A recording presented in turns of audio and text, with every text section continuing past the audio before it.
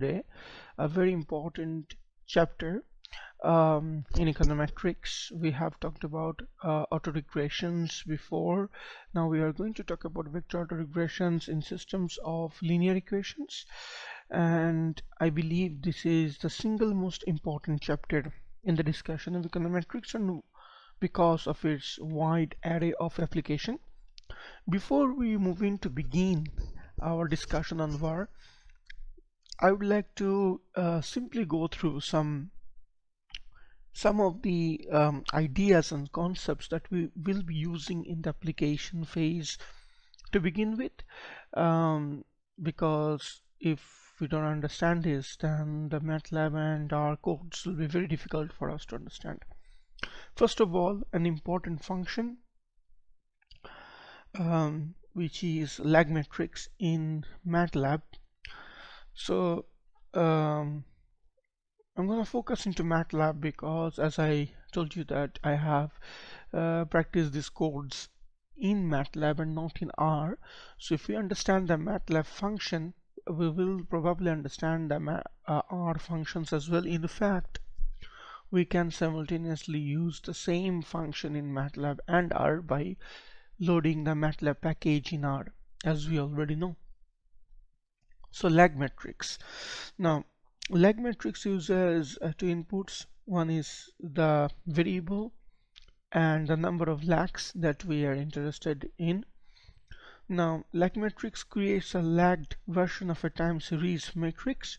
This is useful for creating a regression matrix of explanatory variables for fitting the conditional mean of a return series. So basically, X is simply a time series data, lags, vector of integer.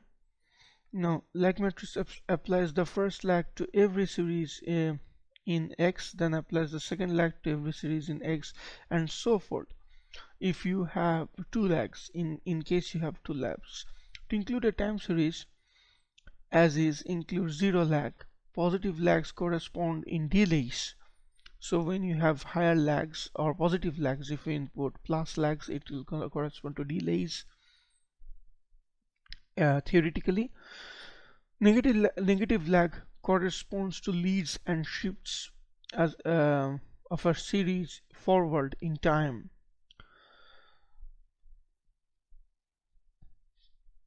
So none defines unobserved variable. We already know it.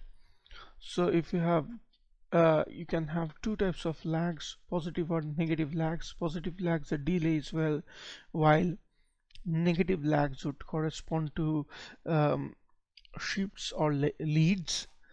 So if your function looks like this, that lag matrix 0, 1, 2, we are creating a lag matrix for observed variable X, which is without lag. First one is without lag. Now you see you have three columns here, which is row 1, row 2, row 3. So basically you will have 6 input, because with each rows you will have the variable coming in, right? So you will have 6 columns. So this is the unobserved variable itself, and when we are talking about zero lags, that should mean that there is basically no lag here. Basically, when you have zero lag,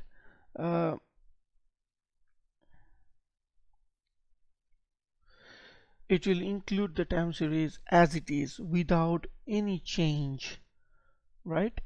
So when you have zero lags, it will include the time series as it is. Then when you have one lag, as we already know, we have already talked about that this can be positive lag or negative lag. So this is lag applied on the time series with zero lag. So obviously if you have x1, if you xt, you have xt minus 1. If you have so x1 minus 1, x2 minus 1. So obviously if you have xt, you have xt minus 1.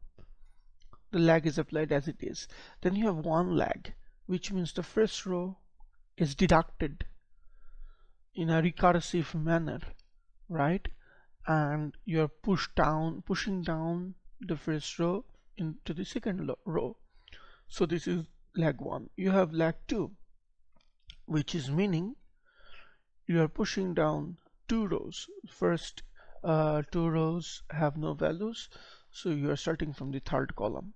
So this is very important to remember in terms of lag matrix. Lag matrix actually do not change the structure of the lags. It just changes the structure of the row, or if you can remember, as we talked about, the building blocks of a matrix, and how you shape shift them depends on lag matrix. Another important function is poly-eigen values or poly-eig values. So output will be 2, x and e. Input will be a0 to ap. So a0 to ap can be sorry, a0 to ap can be matrices of ordered n. So poly-eig a0 a1 to ap solves polynomial eigenvalue problems of degree p. So you see, this is again the lags. If your equation is a0 plus lambda a1 plus dot lambda row ap,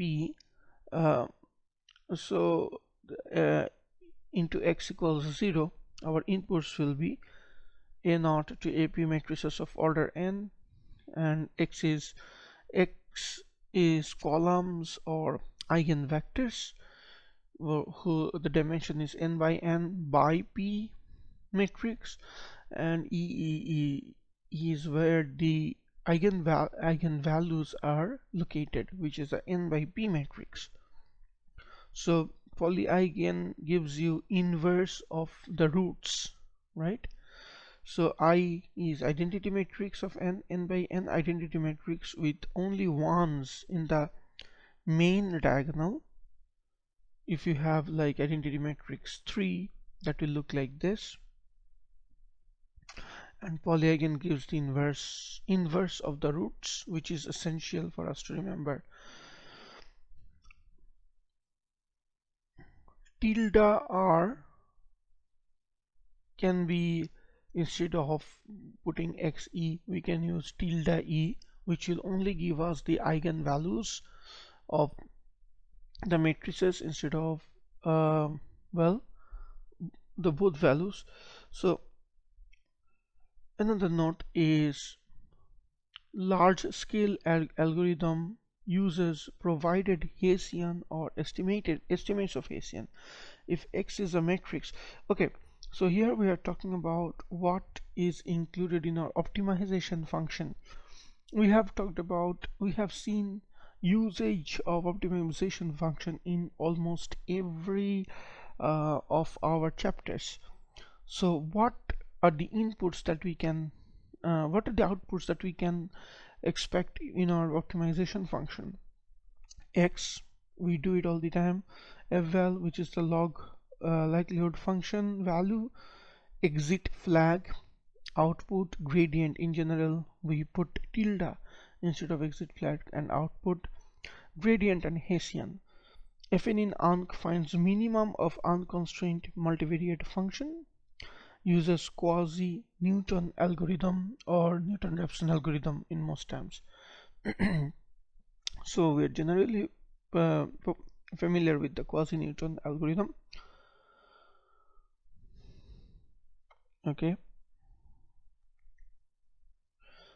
Remember, when there's a good question, how long the optimization runs? Generally, optimization runs until the size of the gradient becomes less than the default value of local tolerance. So until the default value of local tolerance is reached, the optimization um, I mean the gradient becomes almost equal to the default value of local tolerance. The optimization will generally continue. Another important thing is you might have a little bit of difficulty seeing this. Now the point of discussing these here,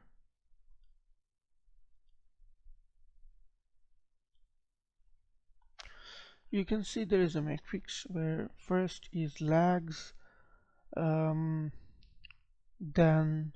which is minus, which starts from none here, then the variable x, and you have two lags.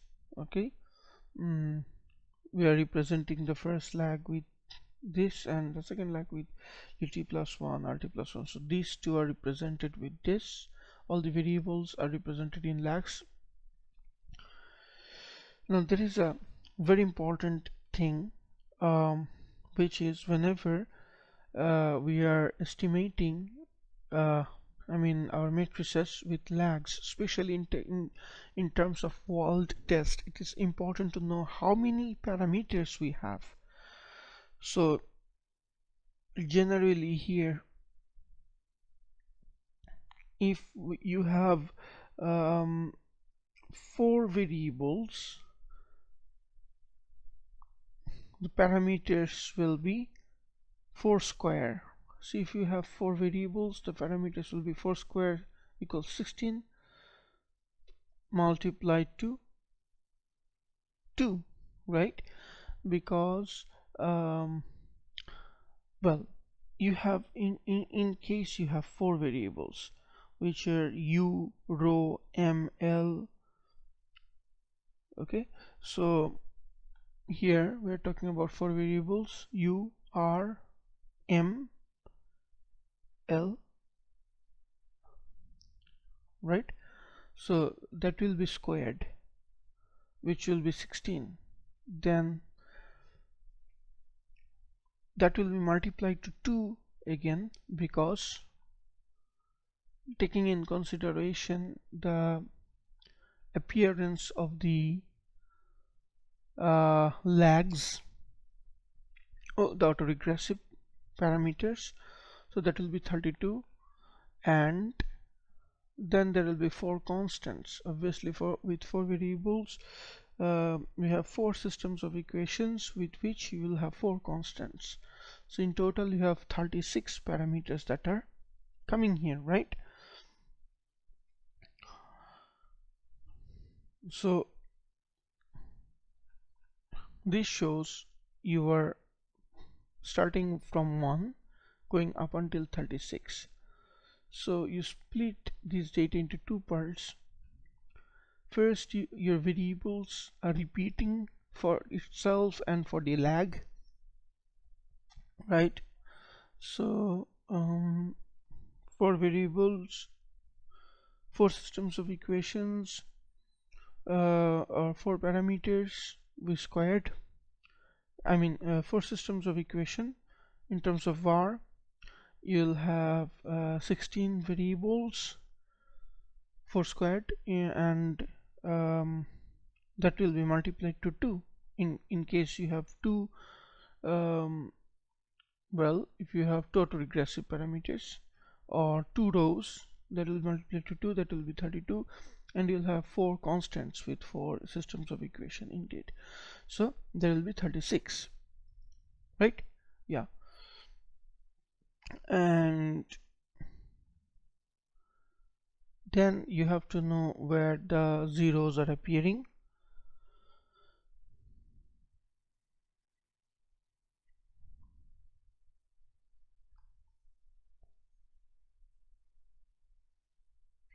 So generally what happens here is that it is good to index all these parameters together before you move before you proceed, you should index all the parameters. So generally, as you know, you have 36 parameters. You'll make 36 indexes for each lag, right? So not for each autoregressive parameter, for each lag you'll make 36 indexes. So because you have two lags here, assuming you have two lags, you'll make 36 by 36 parameters, and in that case you'll make produce them in index. Then you'll have to understand where the zeros are coming. Okay, then we'll look into this into more detail. So Kronecker product, this cross sign represents Kronecker product, where if in case M A is a M by N matrix and B is a P by Q matrix, a Kronecker product is when all the elements of A are multiplied by all the elements of B, right? So if you have a M by N matrix and P by Q matrix, as a result you'll get a M by P matrix and N by Q matrix. So you have a 2 by 2 and 3 by 2 matrix. As a result you have a 6 by 4 matrix, because all the elements will be multiplied with each other when we are talking about Kronecker product.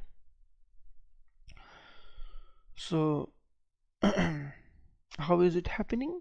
Very simple. First, think about a 4 by 4 matrix for A and for B. So A11, A12, A21, A22. Okay.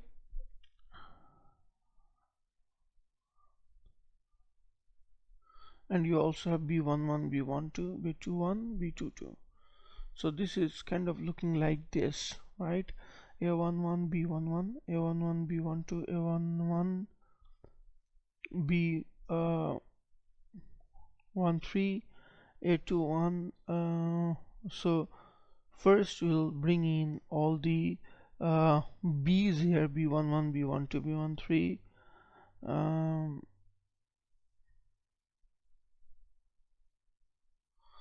So with the first element you'll go through all the elements. Okay, this is a bit of haphazard here.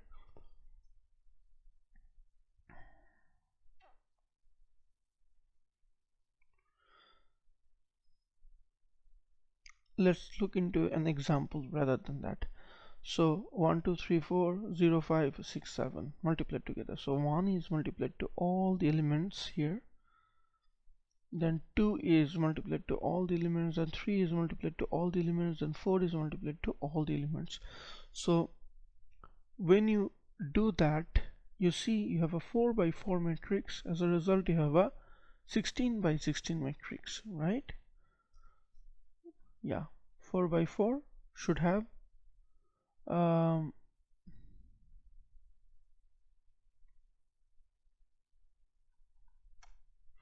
or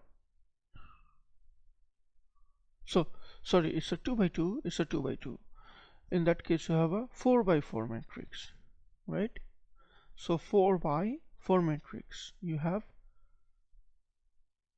see 4 matrices. When you multiply all elements of 1 to this, then block them as a matrix, all elements of B to A, then block the whole thing as a matrix.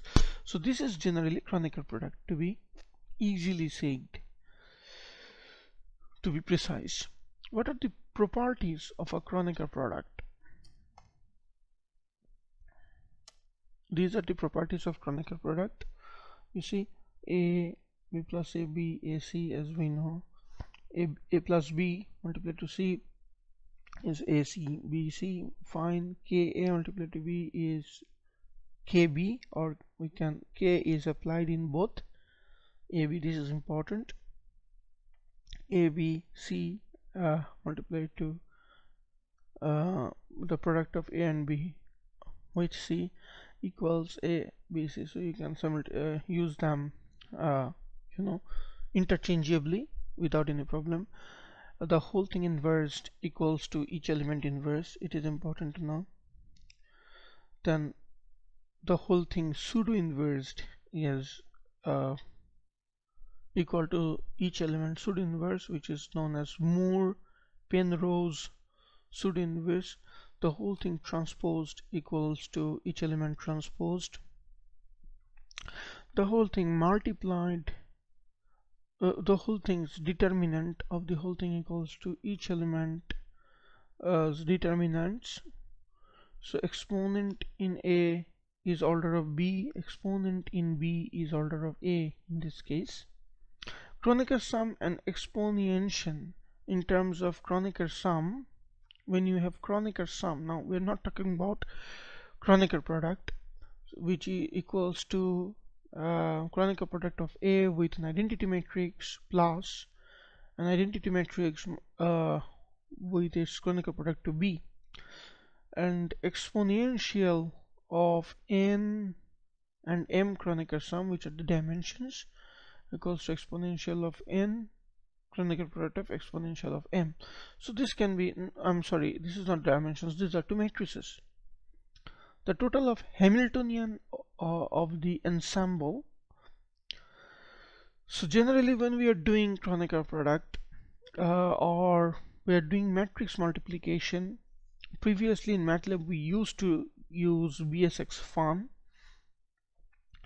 and here this can be at the rate of product or at the rate of division or at the rate of plus or at the rate of minus, whatever the function that you have. Now with the new version we generally do not need to use BSX function. Even without the BSX function, the regular product or division will yield you the same result.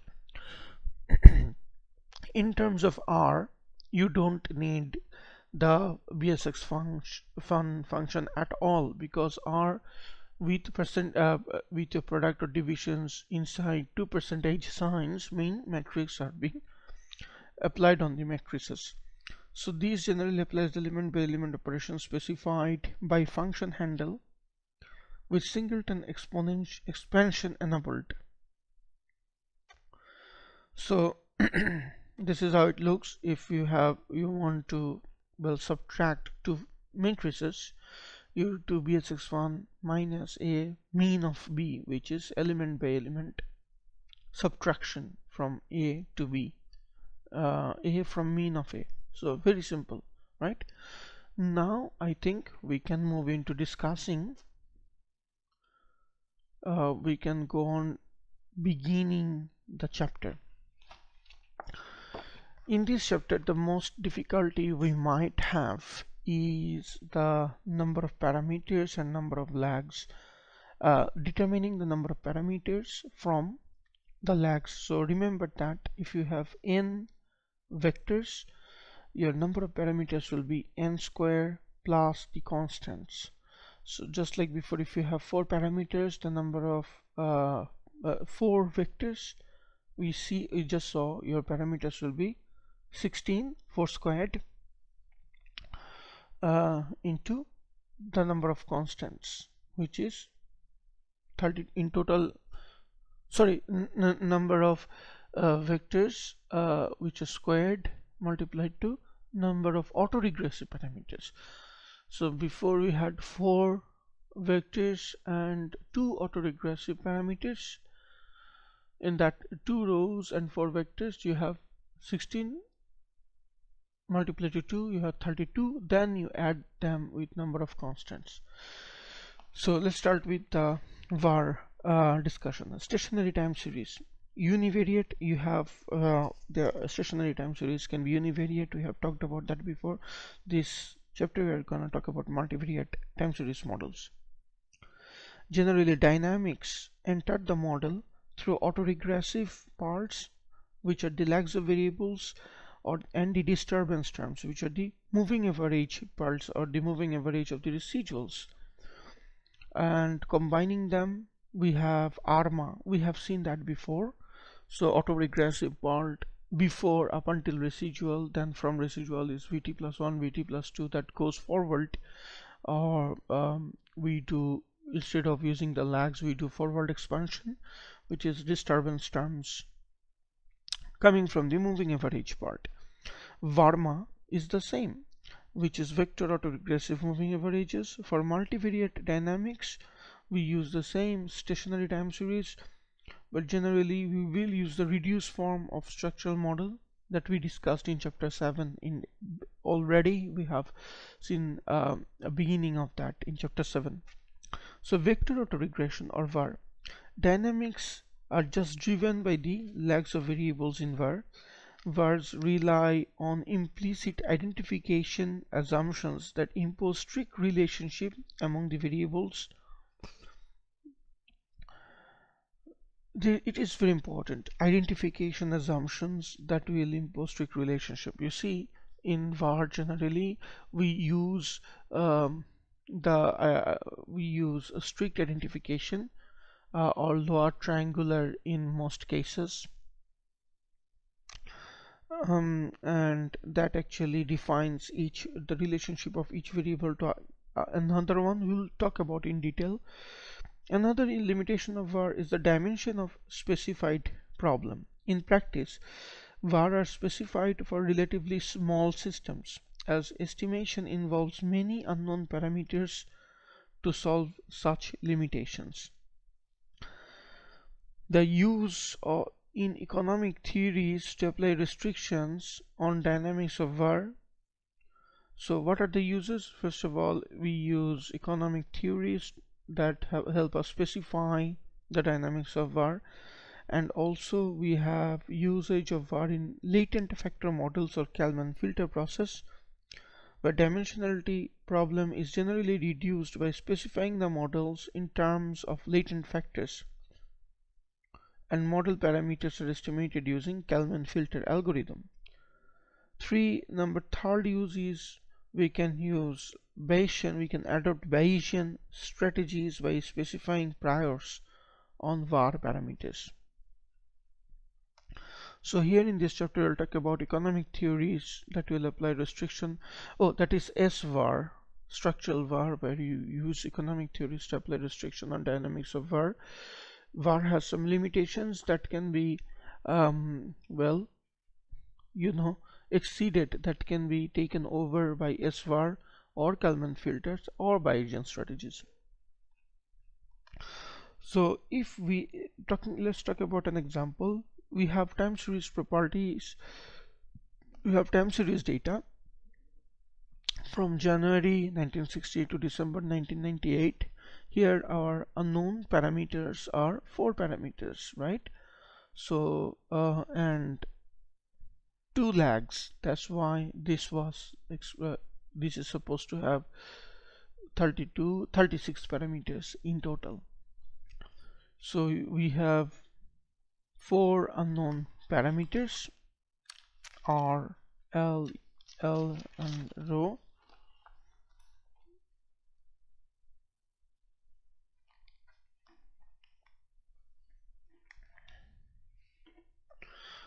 So you have 4 unknown parameters, and you have how many lags? You have 2 lags.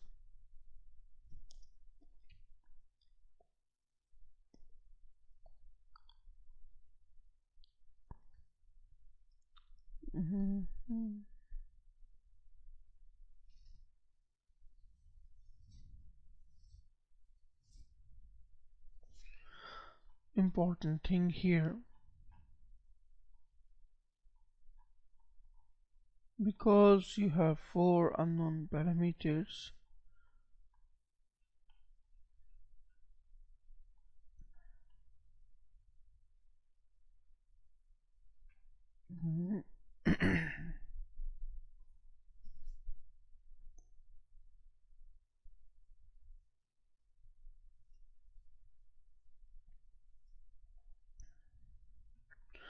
and you have two lags.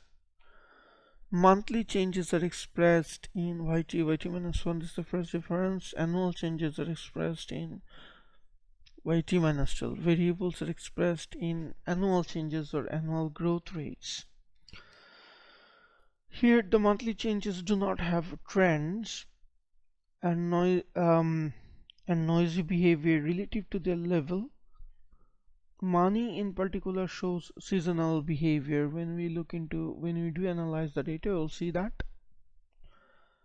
the annual changes do not exhibit trends, but reveals stronger cyclical behavior after we are done with the analysis here. So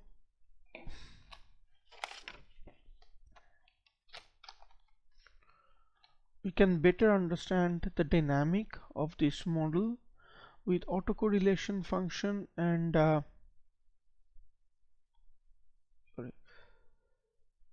we can better understand the dynamics of this model with autocorrelation function and partial autocorrelation function at lag k in linear regression.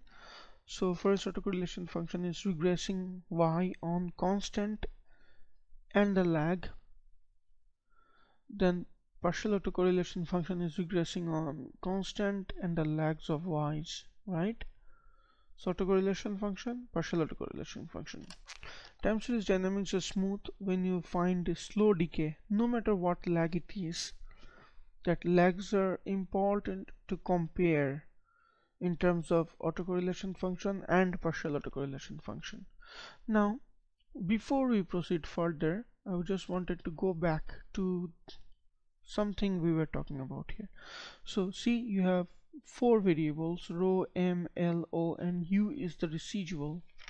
Okay, so four variables coming, you have four variables. You have parameters, unknown parameters, which is 36 parameters. You line them up in rows, or think about the first index. So obviously you have four, so for each variable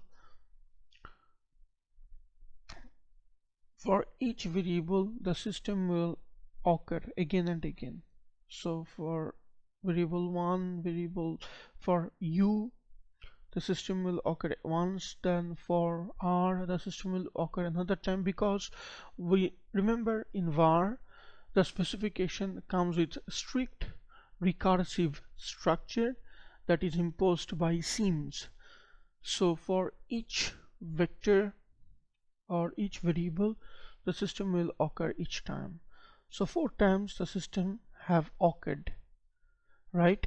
And then this is for lag 1, and for the second lag again the 16 up until 16 times the system will appear, where u is the constants here. So for the first system the constants coming once, then again the constant coming, again the constants coming, right? So this will go on up until we are done with 36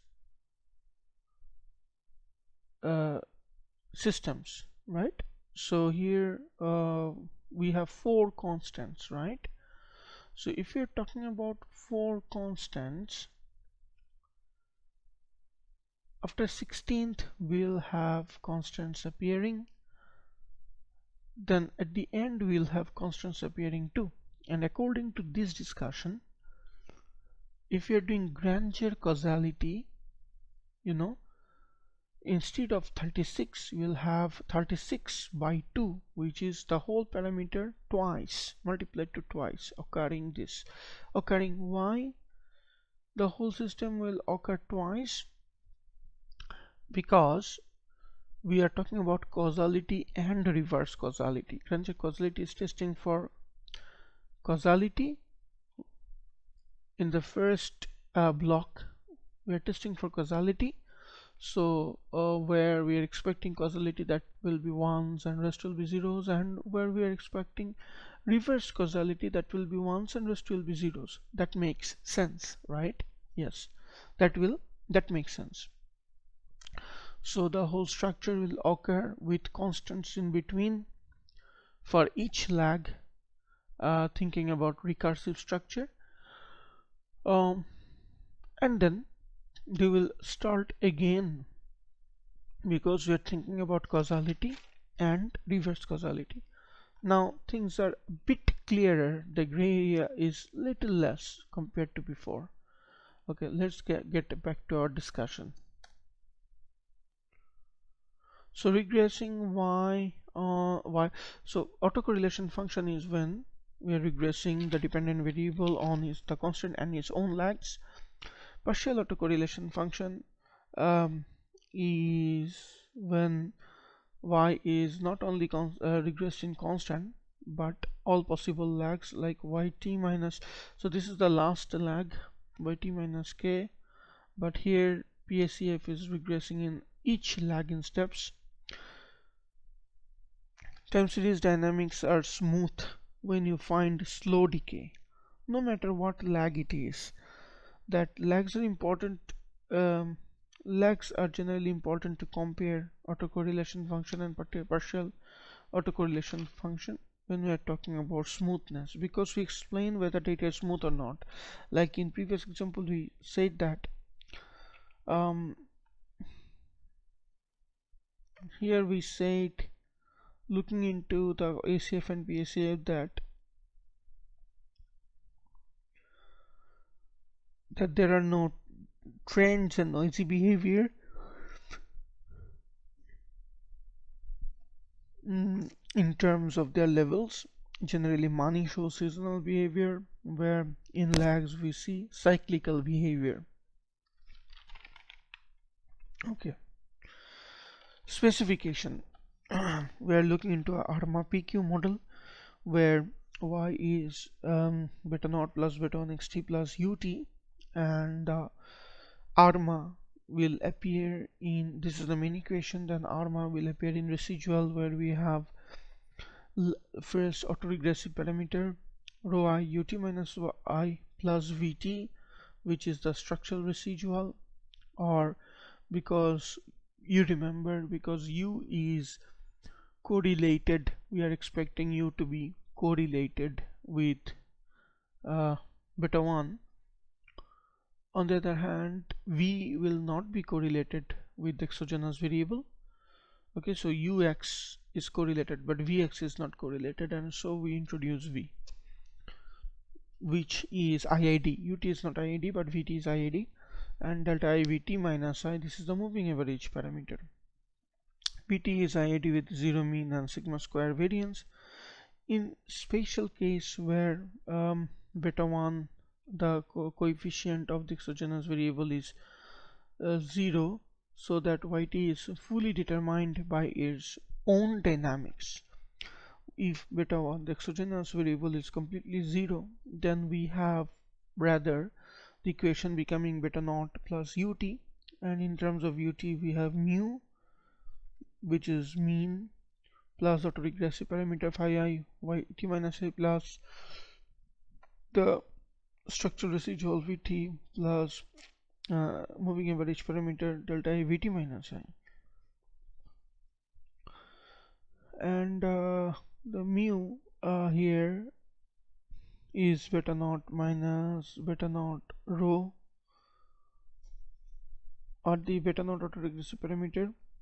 And this is very important to remember, because if we are analyzing, we are making structural variables and we are doing structural estimation, it is necessary to check if vt is IID or not. If vt is not IID, then that's a problem. So when you have such as multiple variables, you need to see that your structural residuals are correlated or not for each variable. You might have residual correlation, but you should not have structural residual correlation, because u is not IID but v is IID. So if there is no structural correlation, if there is no correlation in your structural residual, you are good to go. But if there is correlation in a structural residual, you are done. You can't proceed with that specification. However, if there is residual in your if there is correlation in a residual, that is fine as long as there is no correlation in a structure residual. This model is univariate linear autoregressive moving average model with rho autoregressive lags and q moving average lags, ARMA PQ. The multivariate on the other hand is VARMA PQ. Let's have a look into a univariate model classification. ARMA 00 model is a white noise process where we have UT equals mean plus VT, right? So there is no lag at all. So there is a ARMA 00, there is not a regressive or moving average parameter. ARMA 10, there is one autoregressive parameter, which is UT is equal to mu plus phi 1 YT minus 1 plus VT, one lag. So there's one autoregressive parameter. ARMA 20 is when you have two autoregressive parameters, indeed mu phi 1 YT minus 1 plus phi 2 YT minus 2 plus VT.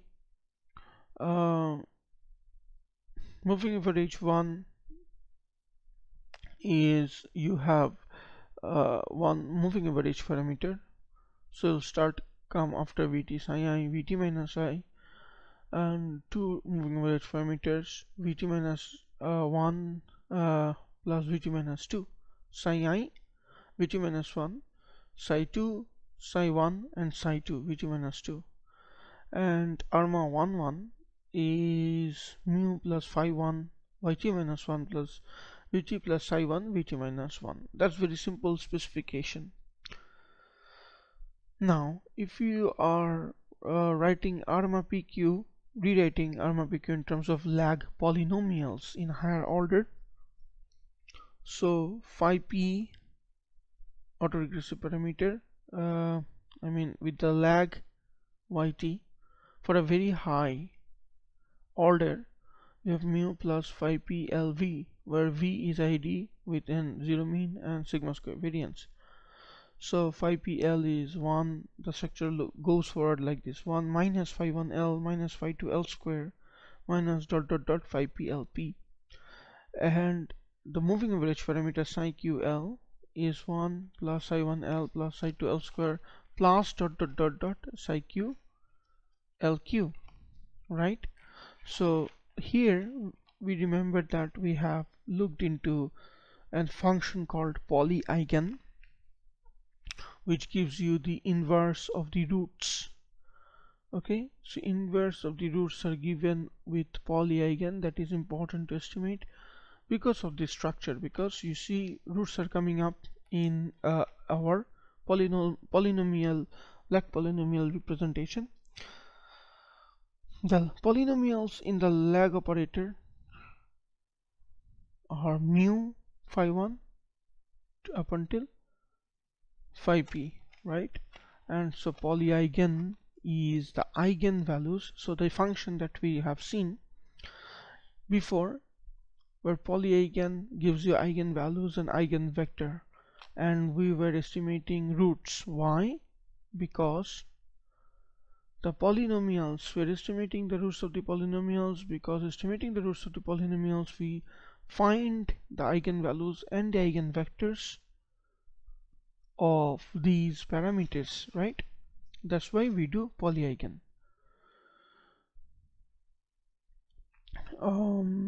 So psi I, psi q up until sigma square are unknown parameters, right? And yeah, x, so the function was again x e polyeigen a naught to a rho. So phi 1 to phi rho, phi naught we were talking about, phi 1 to phi rho, and that was giving us the roots of the polynomials, right? Okay, we will see its use. But we know that the polyeigen function applied on phi 1 to phi rho should give us eigenvalues and eigenvectors of the polynomial equation, and the polynomial equation contains phi 1 phi 2 mu, then phi 1 phi 2 phi rho, then which are the unknown parameters, right? Simulation properties of ARMA 22. Well, here the constants also two constants we have. One is mu and one is variance, sigma square. Simulation properties of ARMA 22. Example, there's another example which you're talking about simulation, and an ARMA 22 looks like this. Phi 1 yt minus 1. We'll have another example problem with this. Vt psi 1 vt minus 1 vt minus 2 goes on like that. Starting values are given to us. First 100 values are discarded. Why? So that to reduce dependence on the choice of starting values, and the remaining values are used. So initializing, because we initialize with random or assumed values here, we discard the first 100 values generally in all cases, so that dependence on the starting values are discarded and we use the rest of the values. If we do this analysis, we'll see time series do not show any clear pattern. However, ACF and PSF show strong dynamic behavior. We show spikes and damped oscillatory behavior, spikes and damps, positive jumps and negative falls.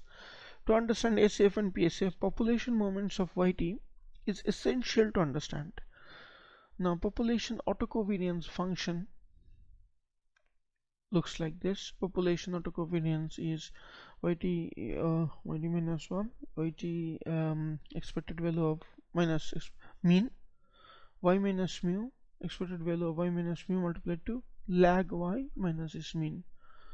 And autocorrelation function, autocovariance is this, then the autocorrelation function is autocovariance divided by autocovariance at naught, which gives us the autocorrelation function, right?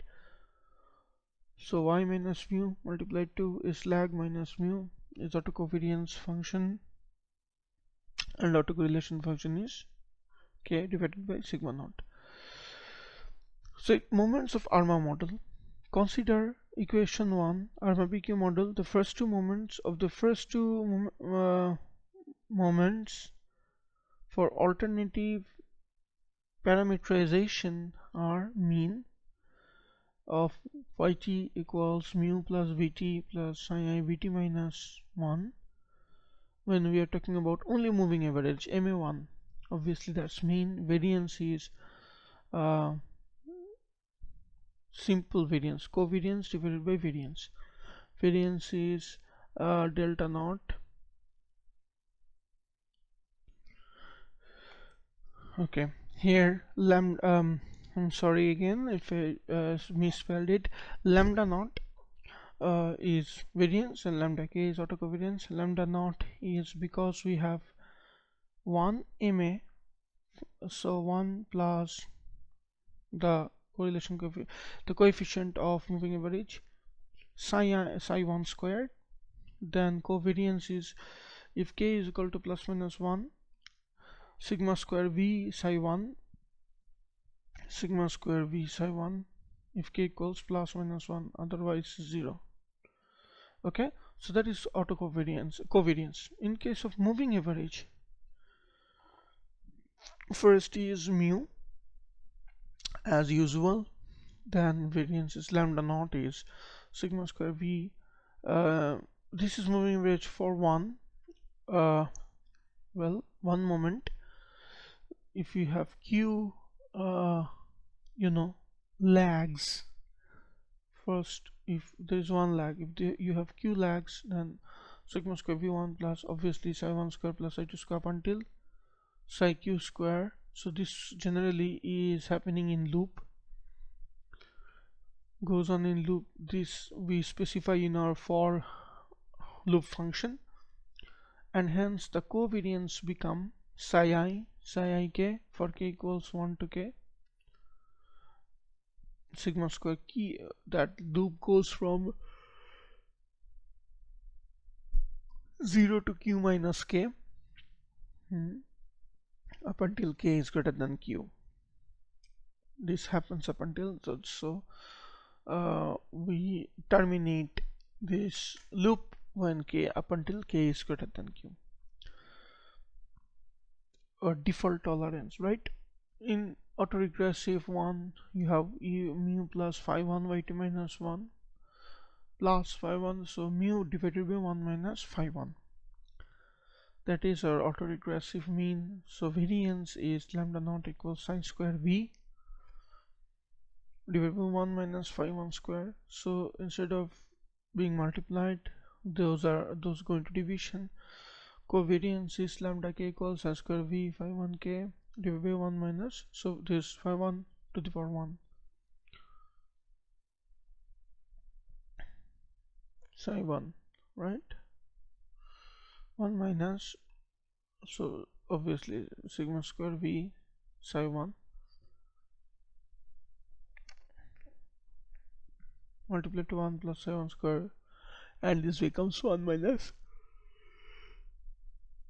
phi 1 square.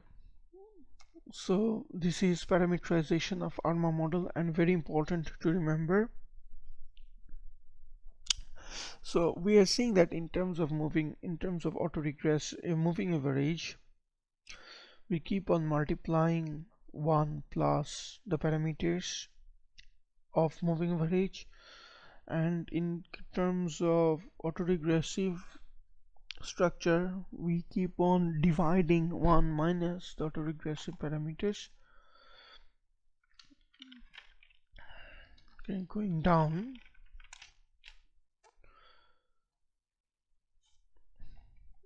we also have a random walk with a drift. That's an example here, example of an AR1 model when the autoregressive parameter is less than 1. If autoregressive parameter is less than 1 is not satisfied in a special case where it is equal to mu plus it's not a stationary process, in terms of when phi 1, the determinant of phi 1 is not within unit roots. Okay, it's not within its unit roots, that means it's not stationary.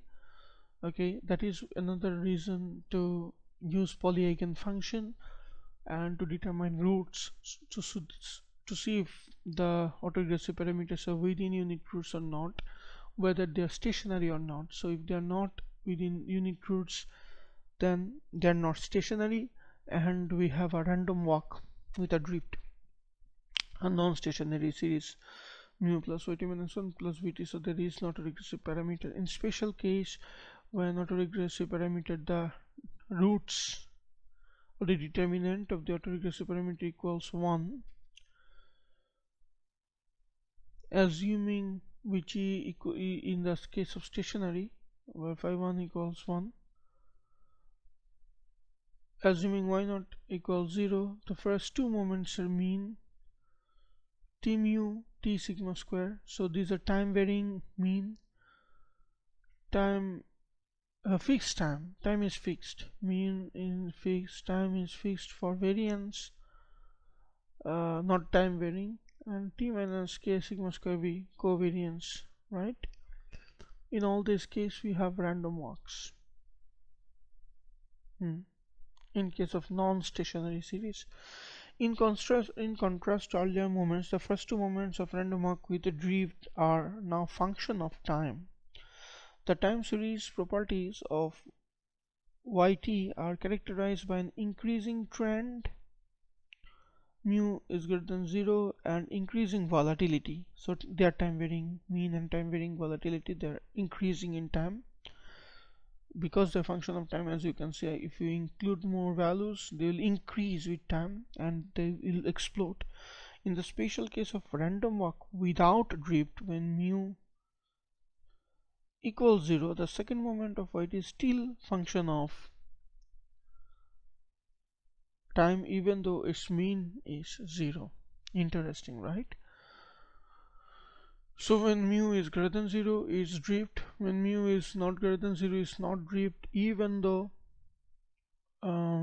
if our parameter, autoregressive parameter, is not within the unit root, which is not stationary, then our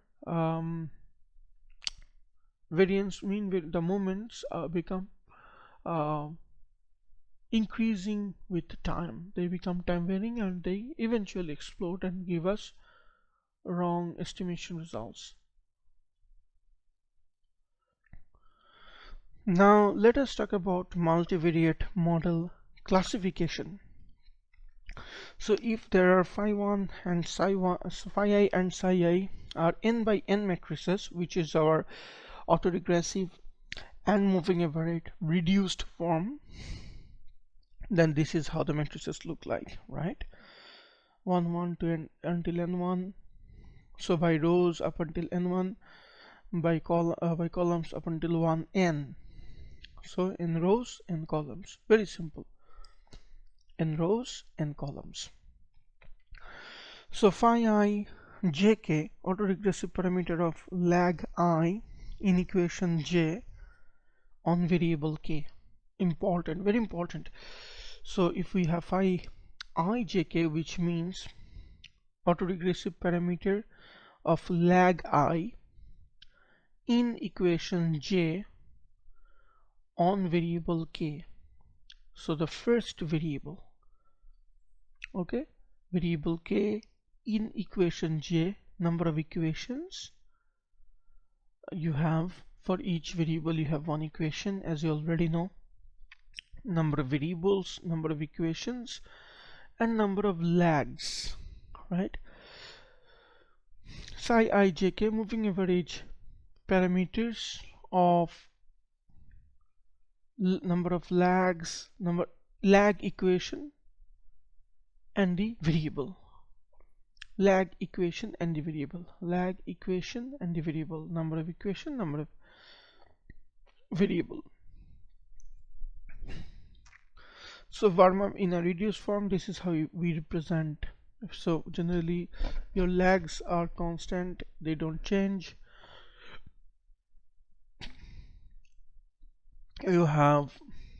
You structure each variable in equations accordingly, because this is specification obviously, so a strict specification which is unavoidable. Now let's look into a Varma PQ structure where you have y equals mu plus, obviously I equals 1 to rho psi I yt minus I plus vt, phi I yt minus I plus vt plus psi I vt minus I equals 1 to q, where vt is a median, 0 mean, and v variance, residual. This is the structure residual v. Now v covariance matrix and the parameters are unknown parameters. V is the covariance matrix and we have number of unknown parameters, which are these. Using lag operator, Varma PQ becomes phi p Lyt equals mu plus iq lvt, right? The same thing using the lag operator when we use it, because this is minus, so it becomes plus on the left hand side when you take off the signs, because phi pl is 1 minus phi 1l phi 2l square up until phi plp, we already know it, and psi ql is 1 plus psi 1l psi 2l square plus psi qlq. And the moments we know they are divided. Each moment we divide the autoregressive parameters, the iterations in the autoregressive parameters, we multiply the iterations for moving average parameters with the system.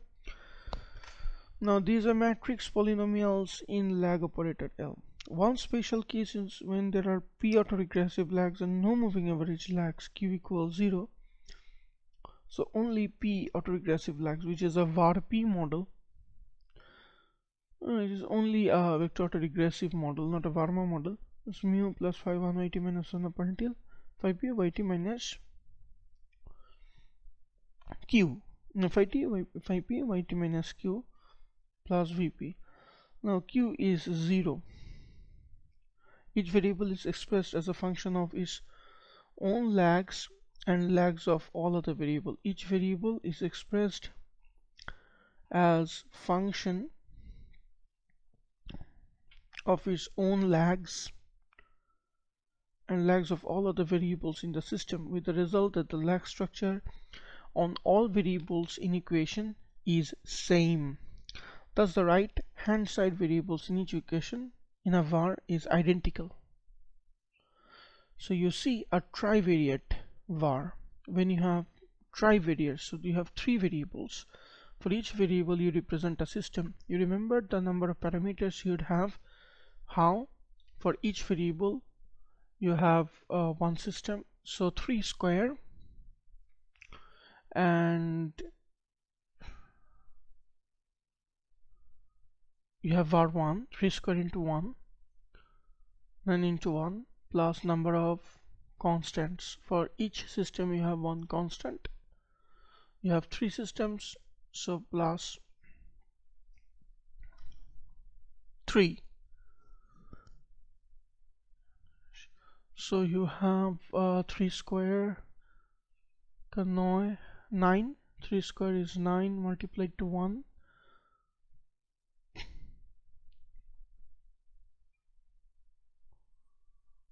plus 3.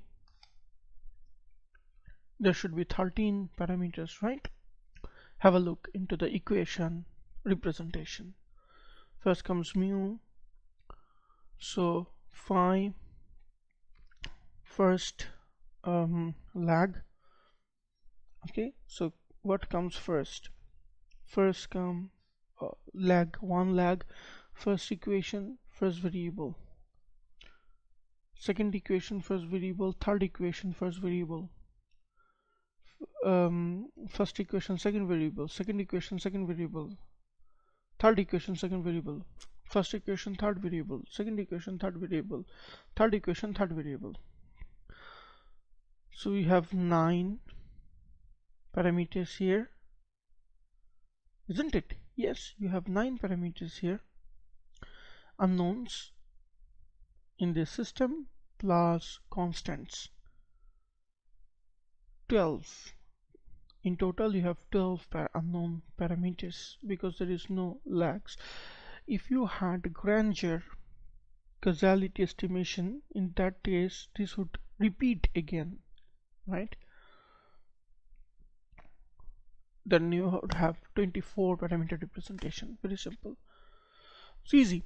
mu1, first lag, first equation, first variable, first equation, second variable, first equation, third variable, lag 1. So these are the lag representations, and this is the structural residual.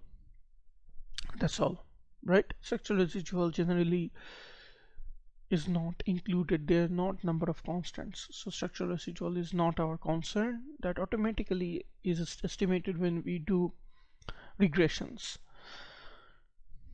Beautiful. In matrix rotation, in reduced form, in matrix notation you have the lags wise, then the residuals, then you see. Beautiful, right? 9 unknown parameters, correct, and 3 constants plus the structural residual, or more compactly y equals mu plus phi1 yt minus 1 plus vt.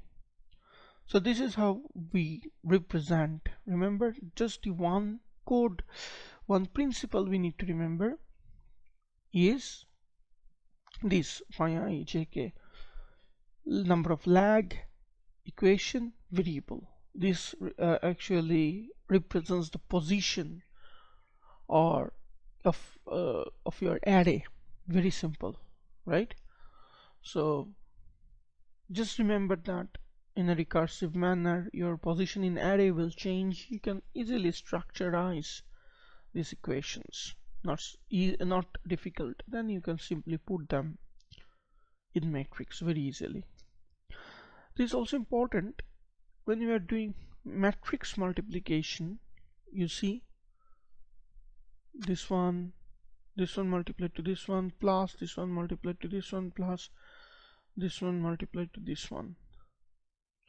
So in case of element by element multiplication, this is the difference between matrix and element by element multiplication.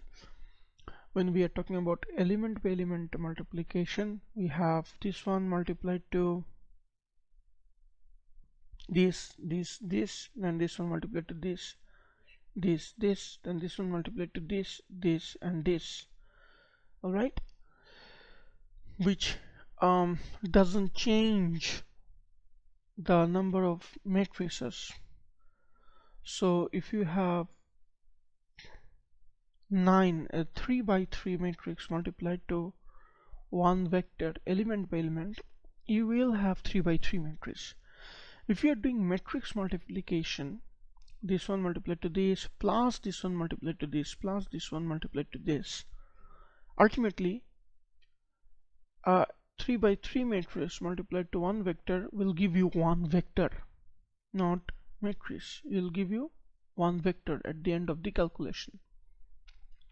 If you're doing Kronecker product, for this you will have 3 by 3 matrix. For this you will have 3 by 3 matrix. For this you will have 3 by 3 matrix, which is interesting too, because the size in terms of Kronecker product, the size will change.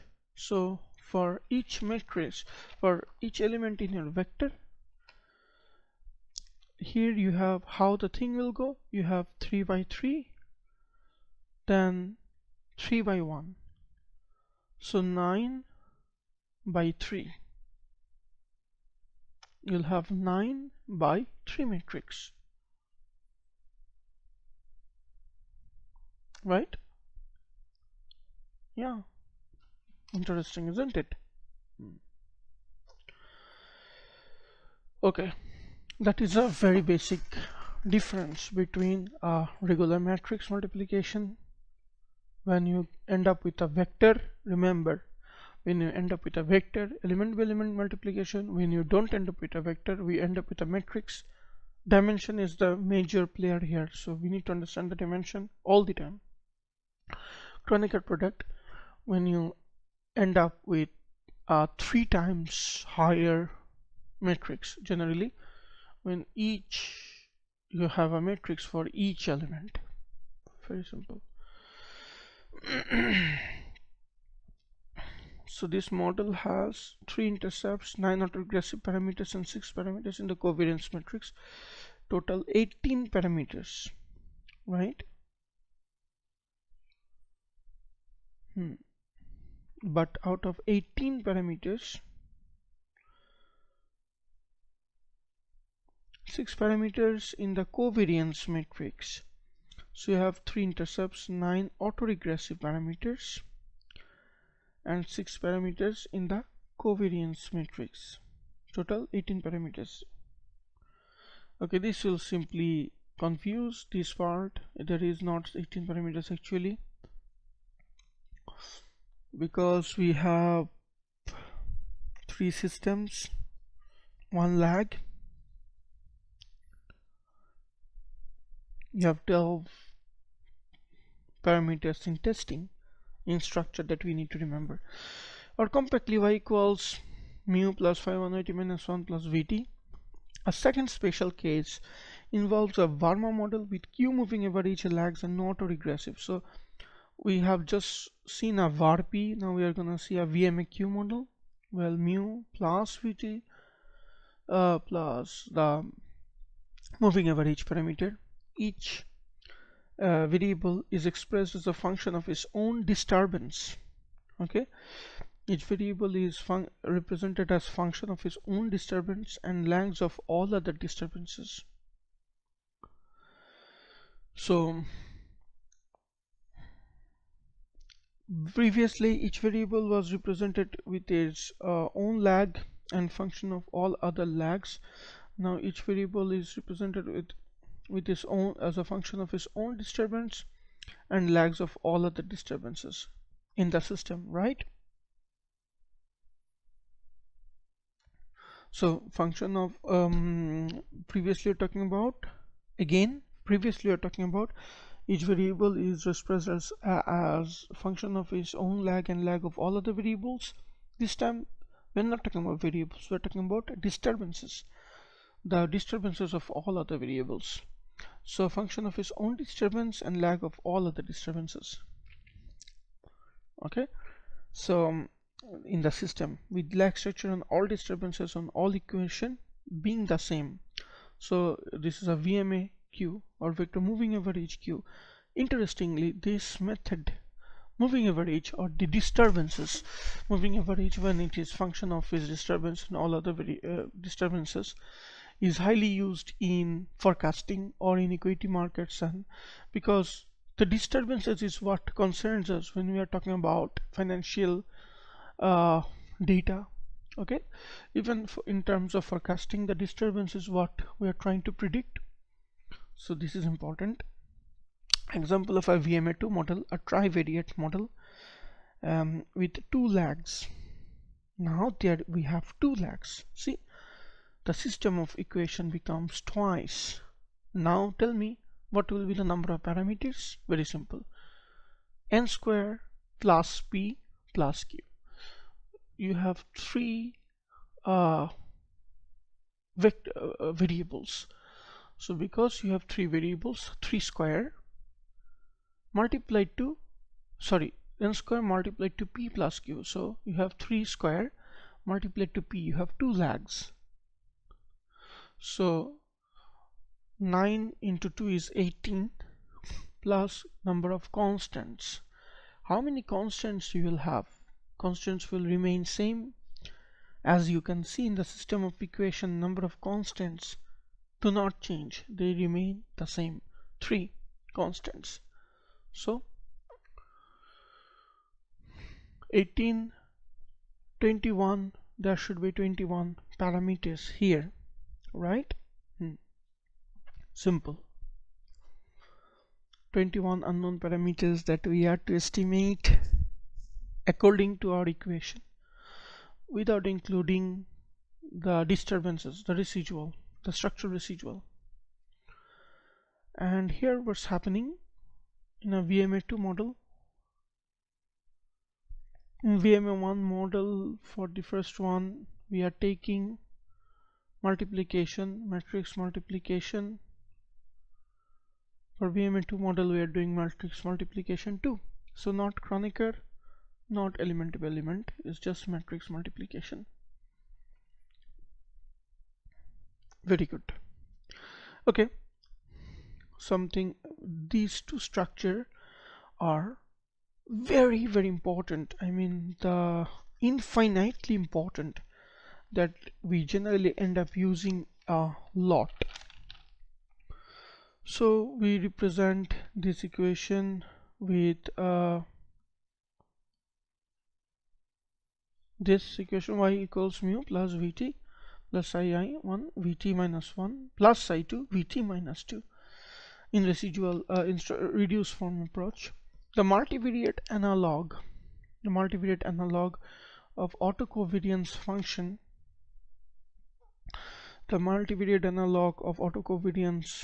function, is what is this sign called?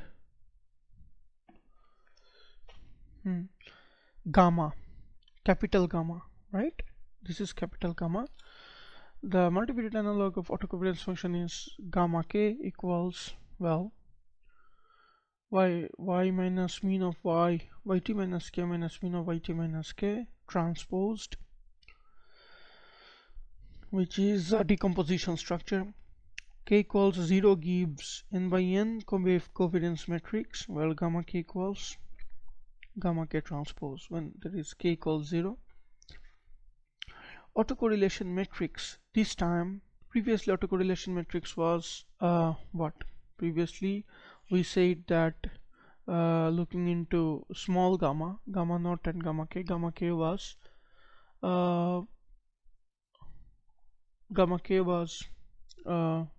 covariance matrix, gamma naught is variance. In that case, the autocorrelation matrix was gamma k divided by gamma naught. Remember that.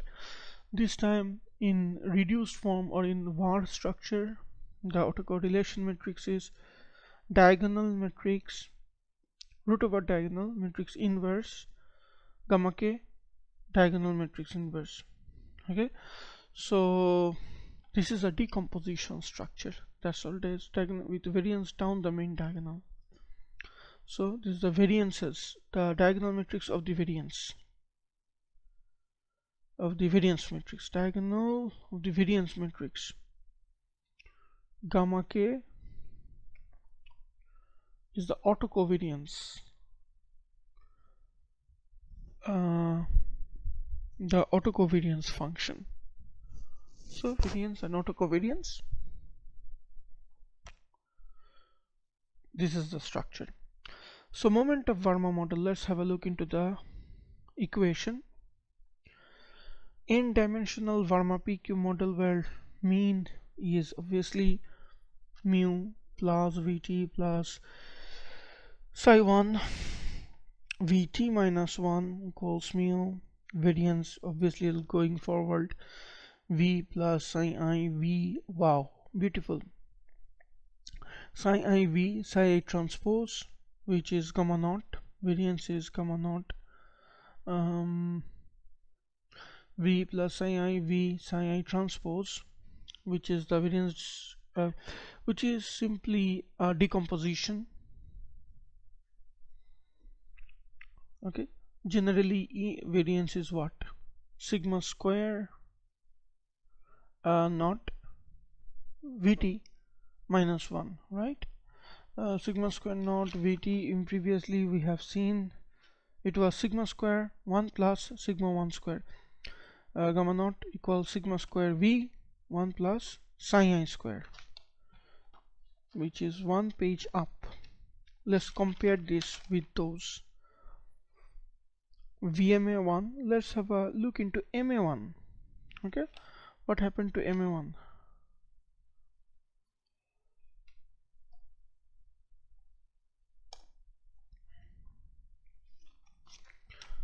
Okay, see here, MA1 was sigma square 1 plus psi 1 square. This time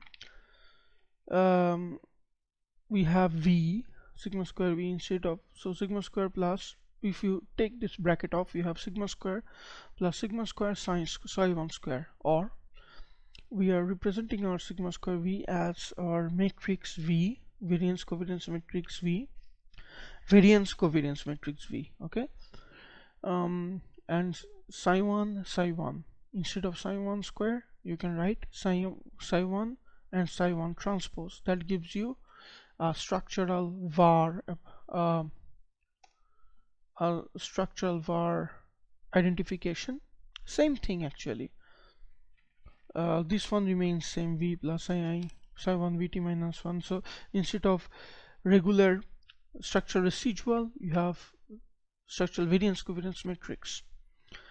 And this one was taking off the bracket. This one was sigma square, sigma naught square, or sigma square V plus sigma square psi 1 square.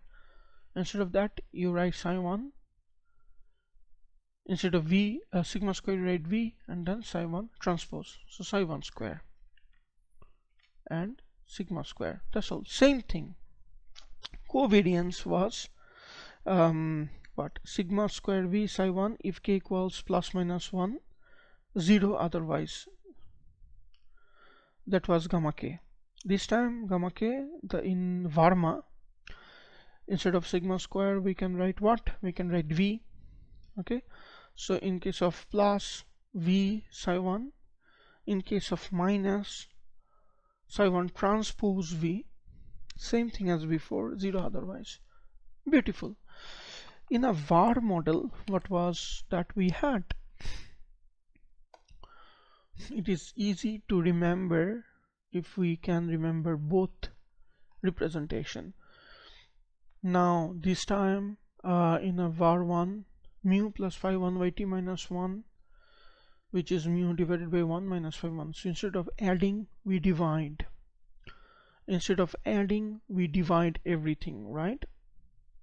Sigma square v1 minus phi 1 square, sigma square phi 1 square 1 minus phi 1 square, because all the time in case of k is greater than or equals 1.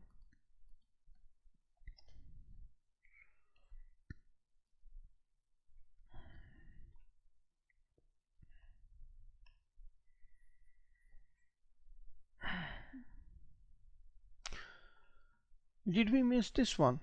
No. Sigma k divided by sigma naught. Sigma naught is variance, sigma k is covariance, sigma naught is variance. We take the diagonal elements of the variance and put them in a decomposition structure. VAR1, interesting, right?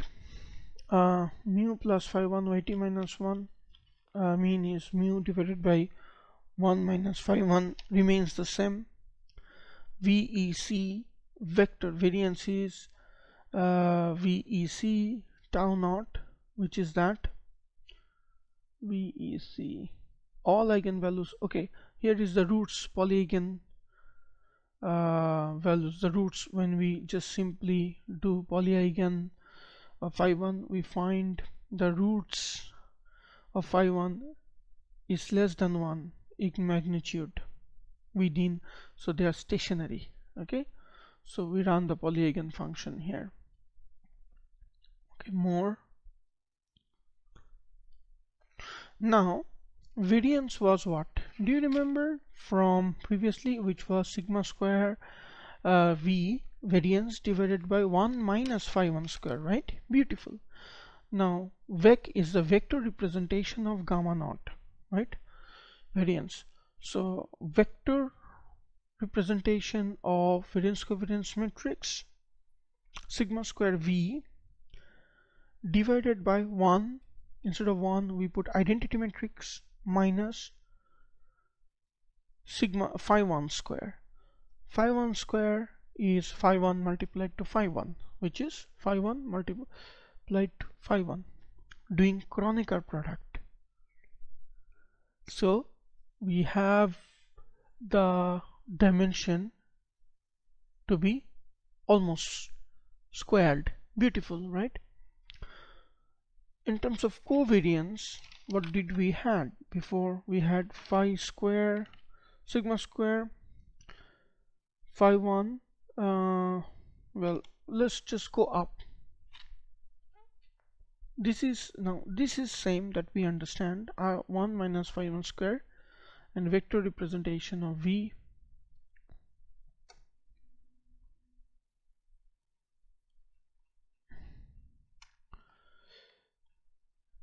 covariance is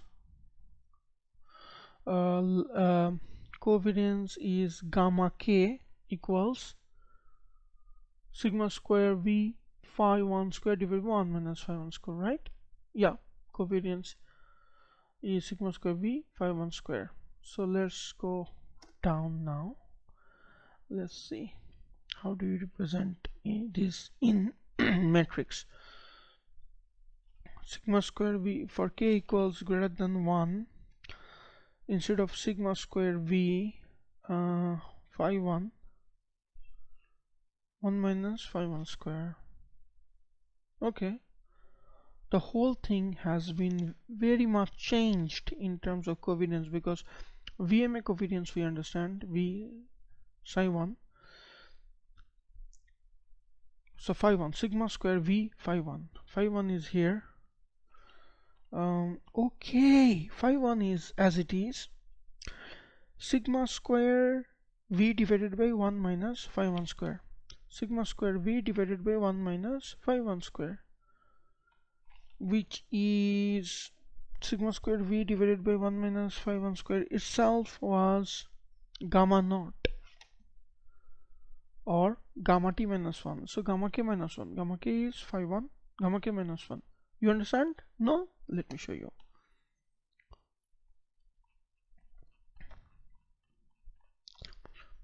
Variance gamma naught, gamma k. Have a look. Gamma naught is sigma square V 1 minus phi 1 square. In the VAR structure we had vector representation of variance covariance matrix divided by identity matrix minus phi 1 Kronecker product phi 1, right? That was vector representation of gamma naught. But what is gamma k? Take this off, phi 1k. You have the same thing, sigma square V divided by 1 minus phi 1 square, right? That is what it is. If this is sigma naught. How can we gamma naught? How can we write it? We can write gamma k equals phi 1k gamma naught, right? That is exactly what we did here. Sorry.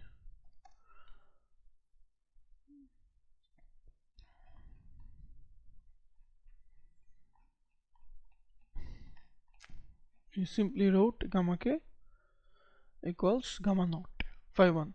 So just remember, if you know the moment representation in regular equations, the linear equations which are not multivariate, which are univariate, you can represent them in multivariate. So sigma, let's see, from there we can do backward calculation. Sigma square v gamma naught, sigma square v gamma naught. Gamma naught is sigma square v divided by 1 minus phi 1 square, mu 1 minus phi 1 as it is. Gamma naught is sigma square v plus phi 1 square sigma square v phi 1 square v 5 phi 1 square sigma square v phi 1 k plus minus 1. Beautiful. And this is gamma k divided by gamma naught. Gamma naught is on the other hand variance, but this is covariance matrix. Gamma naught is variance matrix, so we take the diagonal of variance matrix, diagonal multiplied to diagonal.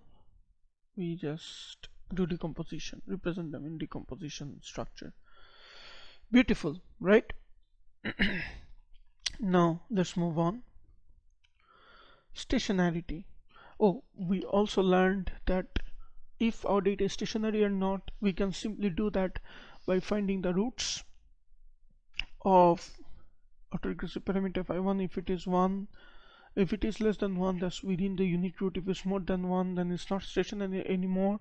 If they are your variable is not stationary, your functions are time varying, or your functions are functions of time. In that case, your variance, mean and variance will continue to increase, okay, because their functions, the mean and variance becomes, and the covariance becomes the function of time. However, there will be random walks without drift. If you have mean is not equals to 0, then t mu, which is you have random walk with drift. In variance, if you have mean equals 0 but you have value of variance, still your variance is a function of time, t sigma square v, or in that case you have just a random walk without drift. That's all we have, summarized. Now moving on, stationarity.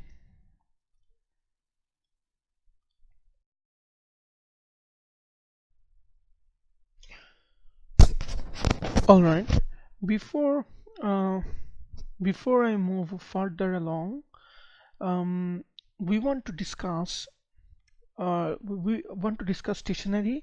But before that, we were talking about polyeigenvalues and roots. Remember, in the very beginning, I want to show you something. Just allow me to go to the page. There in the hand note, we see a use of polyeigenvalue.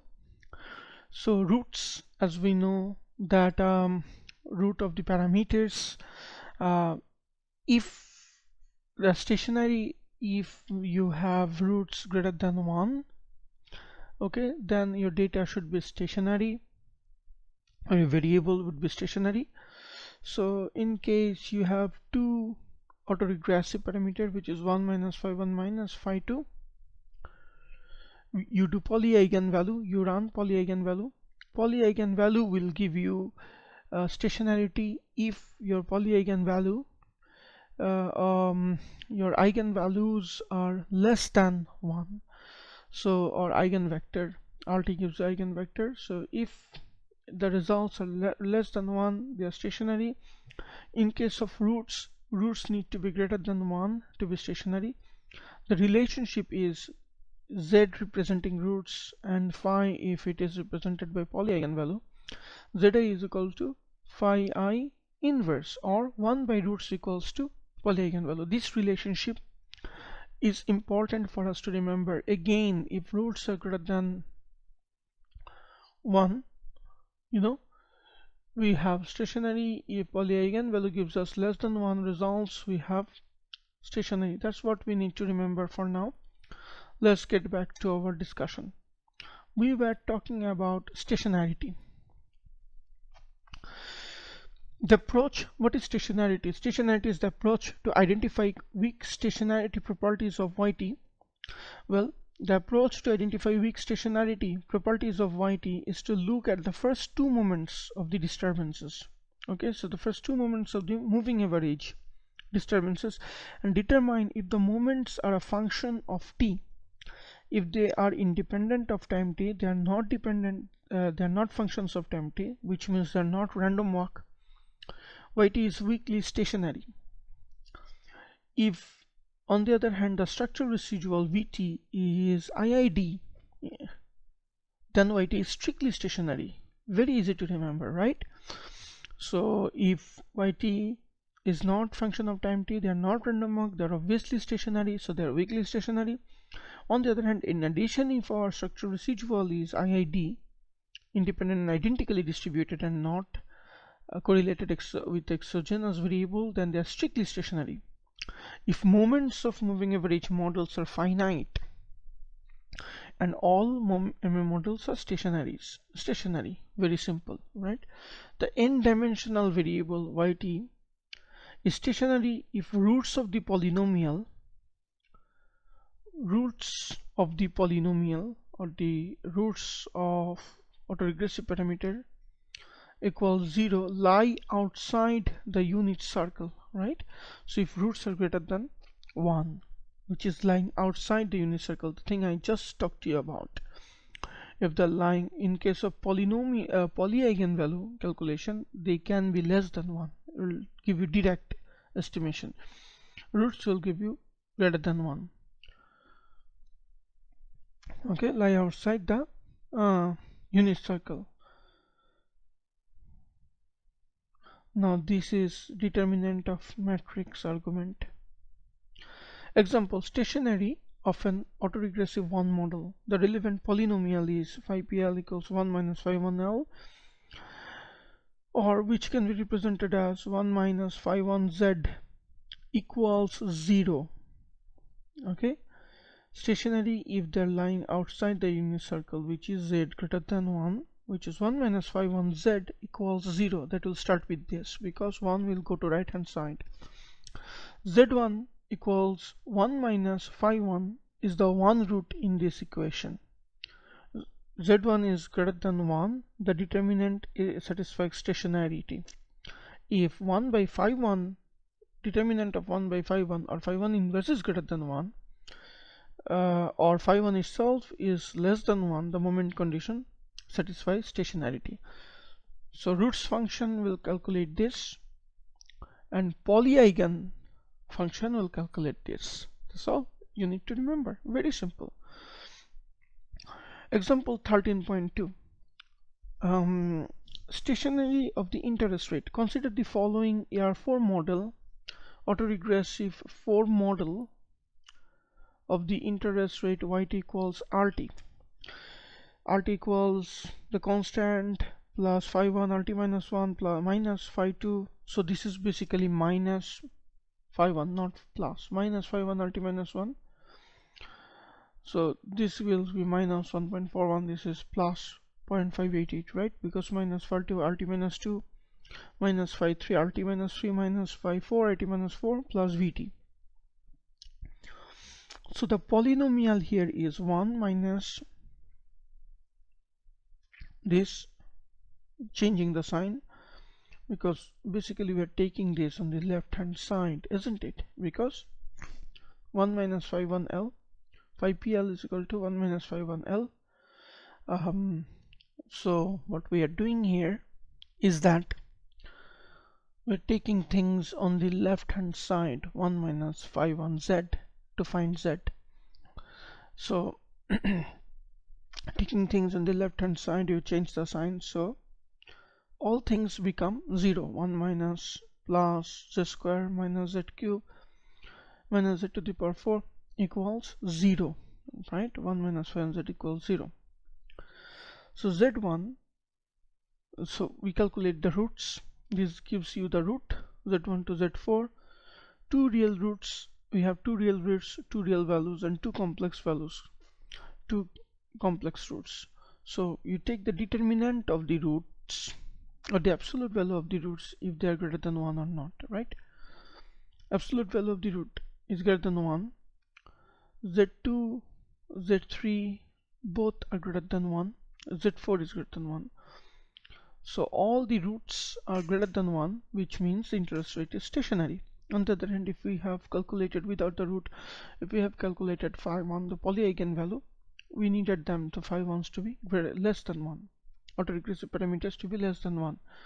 Or on the other hand, autoregressive parameters less than 1 means z1 greater than 1, because they have an inverse relationship. Great.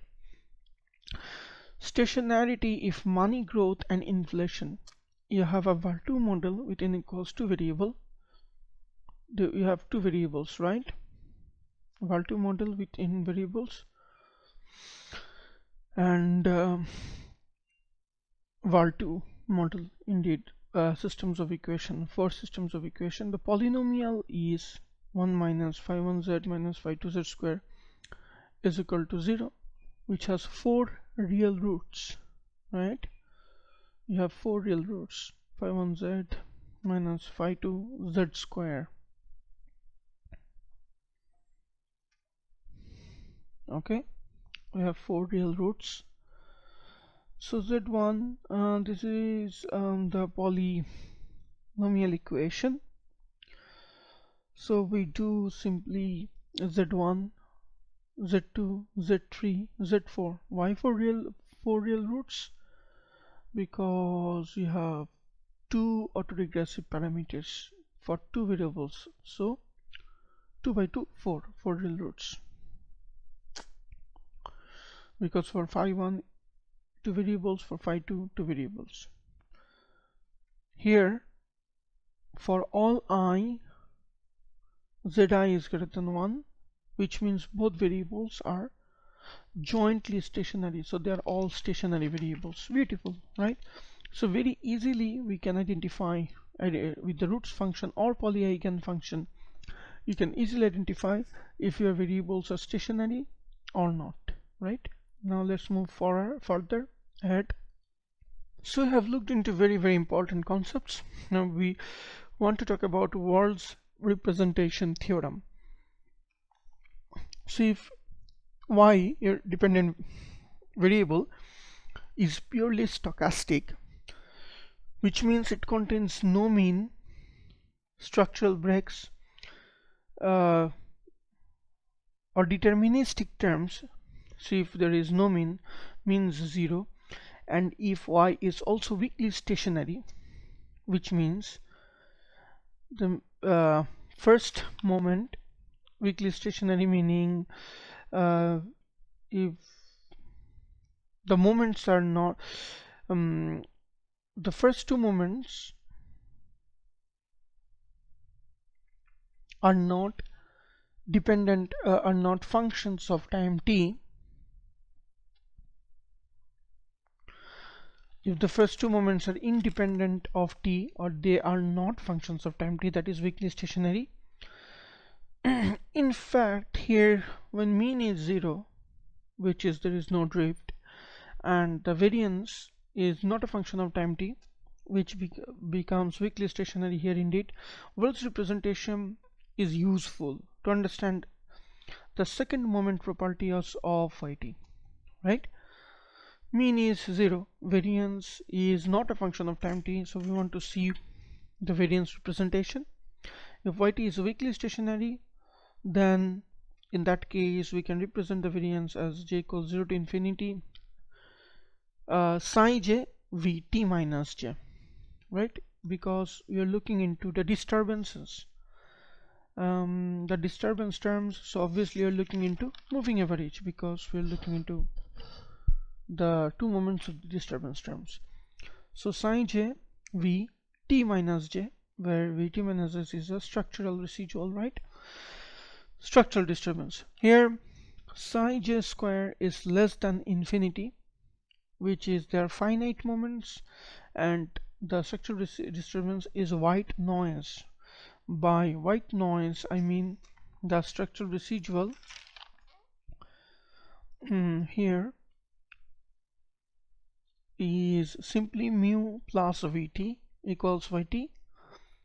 Generally the definition of white noise is yt equals mu plus vt, but mu is 0, so yt equals vt. That means structural residual is white noise and the autoregressive parameters. This is all the equation that offers, and the residual is and the moving average parameter is finite, which is the ARMA 00 model here. Y equals mu plus vt, that's what I just said. The infinite sum is understood as the mean square limit as the mean square limit of, in case of infinite sum, is psi j vt minus j as n tends to infinity. So as n tends to infinity, this is the equation we have. The left and the right hand side of the equation have same first and second moments, where the first moment is 0 for all case, second moment is this, right? In case of infinity sum, from here we come back to the same equation where vt is white noise. The theorem states all weakly stationary time series can be represented by this equation. That is Wald's representation theorem. Asymptotically, Wald's representation theorem suggests all weakly stationary time series, which means for all time series where there is no mean or the mean is 0 and the variance is not dependent, variance is not a function of time t. In that case, all weakly stationary process, which means that it can be represented with this equation psi j vt minus j, right, where vt or the structural disturbance is white noise, which is simply y equals mu plus vt, and mu is 0, y equals vt. Not necessary, they can be generated according to this equation. So that is Wald's decomposition theorem. For example, let's look into this bilinearity model where the random sequence of y equals mu t minus 1, where mu t is IID. Well, this is not a moving average process, they're autoregressive process. Anyway, where mu t is IID with 0 mean and sigma square variance. Here yt is white noise and has Wald's representation of the form yt equals vt. Obviously it will be white noise when the structural residual is white noise, structural disturbance is white noise, which means mean is 0. Or if we represent ut minus 1 with vt, in that case this is Wald's decomposition. So there is no mu, mean is 0, and vt is white noise in that case. So the variance of vt is sigma square or ut square ut minus 1 square x, or ut square ut minus 1 sigma to the power 4. The Wald's representation captures second order properties of yt but overlooks higher order dependence, such as what will happen. This is second order property, which is vt square, fine, but what will happen if you have yt square minus 1, sigma 4 expected value of y square minus sigma 4, right? vt to the power 4 minus sigma 4. This is higher order dependence. For every weakly stationary process exists a linear process with the same first and second moments. That is false decomposition theorem. For every weakly stationary process exists a linear process with the same first and second moments. So a higher order moment is sigma 4 e to the expected value of Vt to the power 4 minus sigma 4. That's all. Transformation, another very important topic we are going to begin now. Transforming. So what is false decomposition theorem again? When you don't have a mean and your variance is not time dependent, is not a function of time, which means it's not exponentially increasing, it is stationary. In that case your variance of the second moment is white noise, and you have the equation which is sin j Vt minus j for all equation, and that is all weakly stationary can be represented by that equation, which means for all weakly stationary process there is a linear process of first and second order moments. What is strict stationary again? Strict stationary is again when our structure residual is IAD, not UT. In this case, in this example, UT is IAD, not a structural disturbance. In general, when our structural disturbance is IAD, that becomes strictly stationary. Beautiful. Transforming VAR to VMM. Autoregressive parameter generates decaying ACF and PACF and cuts off at the length of AR model. Moving average generates decaying PACF and ACF cuts off at the length of MM model. Let's see what that means. So generally autoregressive parameter captures the decaying ACF autocorrelation function, and moving average parameter generates decaying PACF. So transforming AR1 to MA infinity.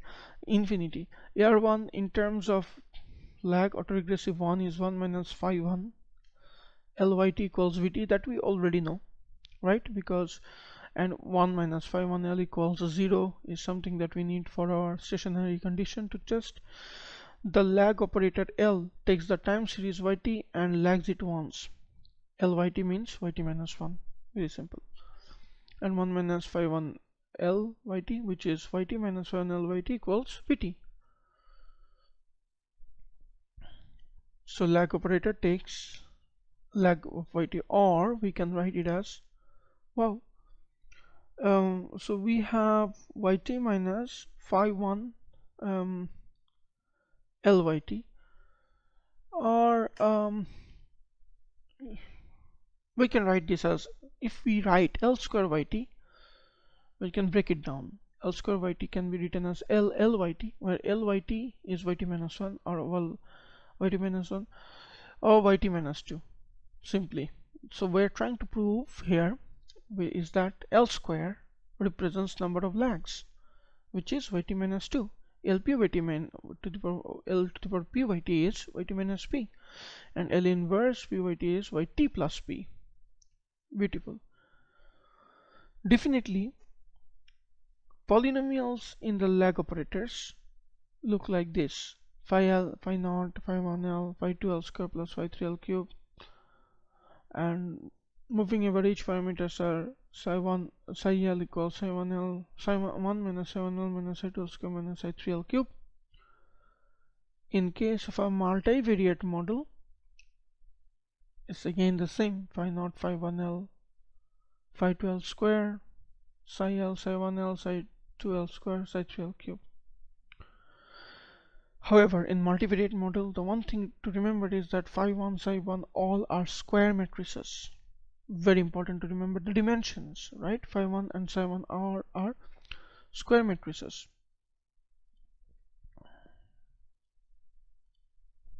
One very important thing, we talked about 3 types of matrix multiplication, which is matrix by matrix multiplication that gives you a vector. So if you multiply matrix with a vector, it gives a vector. If you multiply a matrix with another matrix element by element, this is Haldamard product, right? And in case of a Haldamard product, you don't see all the elements are being multiplied to all the elements. No, the position of the arrays remain same. So that is simply element by element multiplication, nothing else. And the matrix structure remains same. In case of Kronecker product, the matrix structure increases simultaneously, right? So you can have a look into Haldamard product between a matrix and a vector. Let's see how that looks.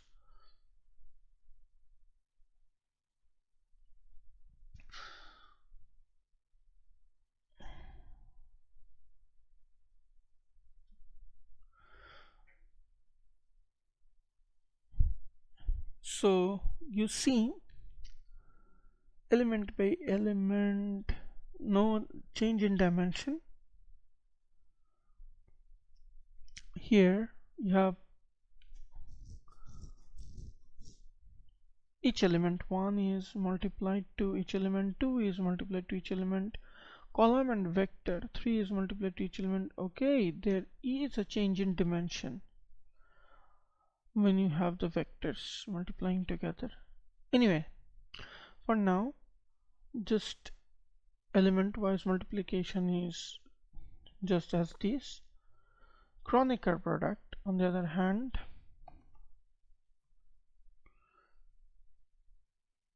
let's see. One, you have 4 by 4. See what happens? You get 2, 3, 4. This is a 2 by 2 and this is a 4 by 4. So 2 by 2, 4 by 4, you have 8 by 8. So you have 2 by 2, you have 3 by 3, you have 4 by 6, 3 by 3, 2 by 2, you have 4 by 6. Quite big, right?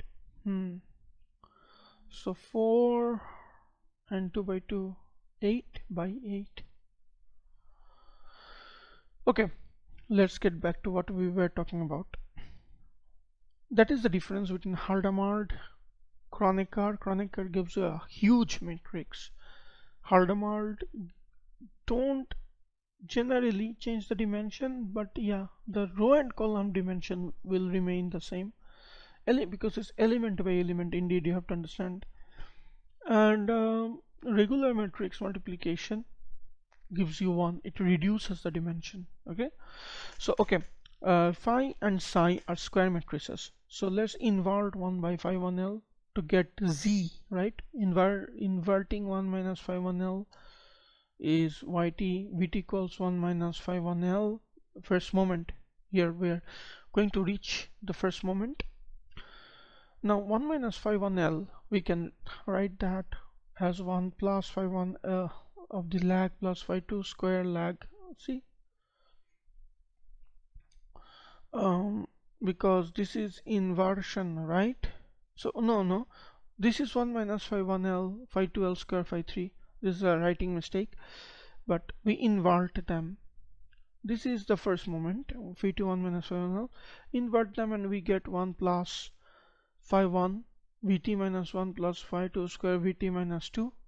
The lag property, if you take the lag property out, you simply have that Vt minus 1, Vt minus 2, Vt minus 3, which becomes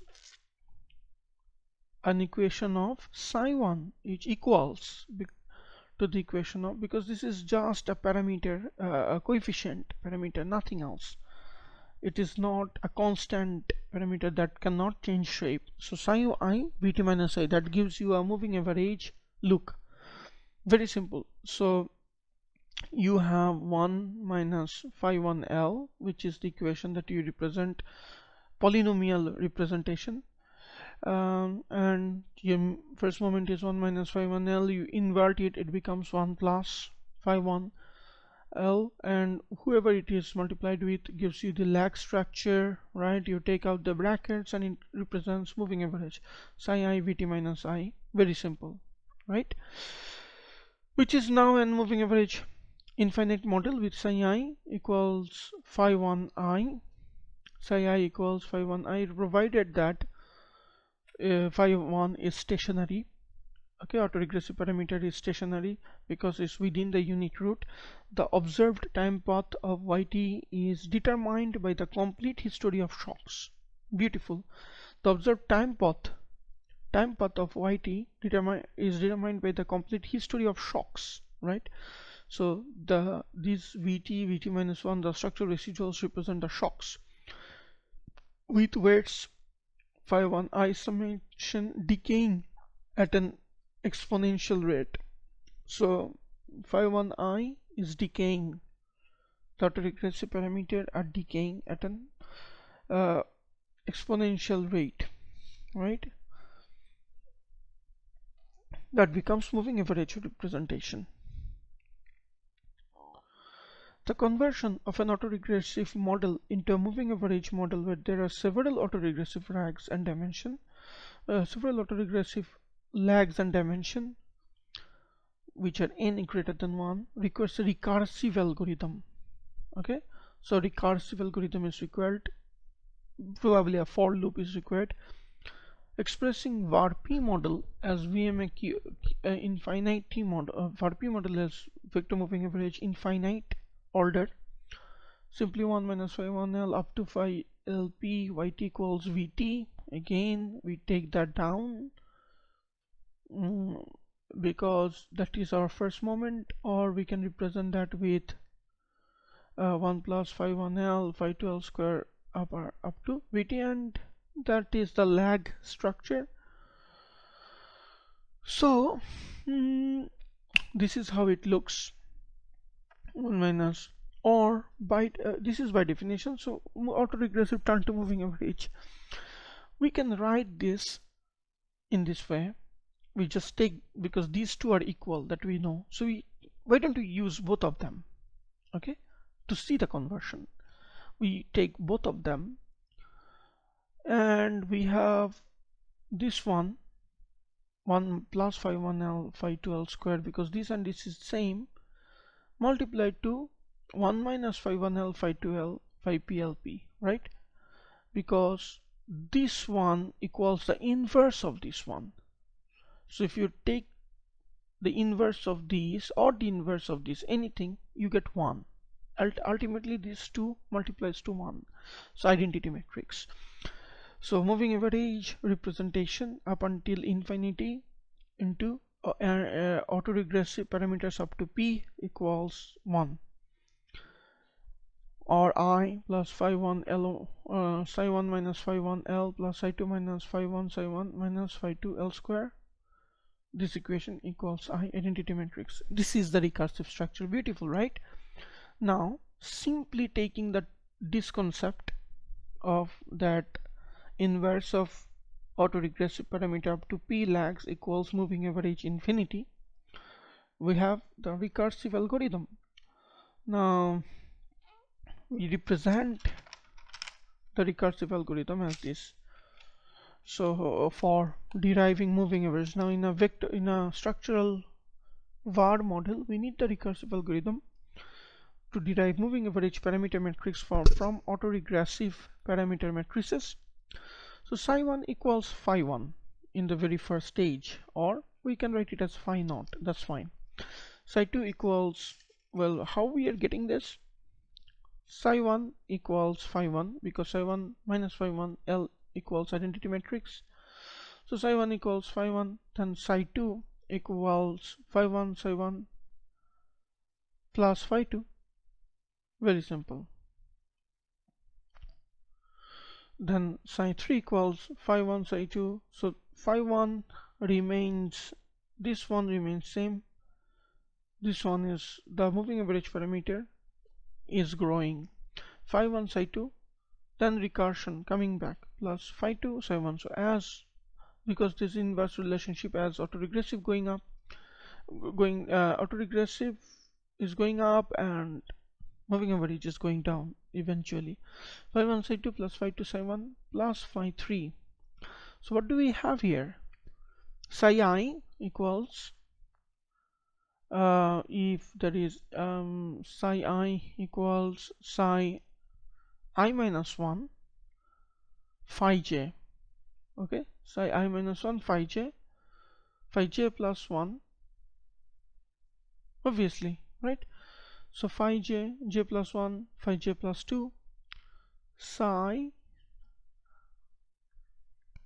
I, this is psi I, right? So if psi I equals phi j, that psi plus 1 equals phi j plus 1 psi I minus 1. Oh, phi j psi I minus j. The difference, right? 3 minus 1 equals 2. Good. 3 minus 1 equals 3 minus 2 equals 3 minus 1 equals to 3 minus 2 equals 1. Beautiful. So j equals 1 to I phi j psi I minus j, which is j is going up and exponentially moving average is going down. I minus j the difference. I minus j, 3 minus 1 3 minus 2, so 2 minus phi I psi j phi I plus 1 2 minus 1 1 psi I minus j, phi j remains as it is. So j equals for so up until so our for loop is applied on autoregressive parameter for j equals 1 to I, where phi j equals 0 when j is greater than p, because this is the trivial case. Phi j equals 0 when j is greater than the autoregressive lags. Okay, what is trying to say, if you have two autoregressive parameters mentioned, then phi will only go up to 2. Then phi will not go forward anymore. Phi will become 0. So j cannot go up to number of autoregressive parameters. J cannot go up to more than p. J will end before it goes up to more than p. That's all. So transforming a var1 to VMA, a var1 model to VMA infinite moving average, as for phi 1 equals 0, phi I equals 0 for I is greater than 1. When more than phi I is greater than 0 when I is greater than 1. The VMA parameter, which is phi PA basically, associated with the first 3 lag is, well, var1 to VMA infinity. var1 is psi I phi j minus I. So psi I equals phi 1.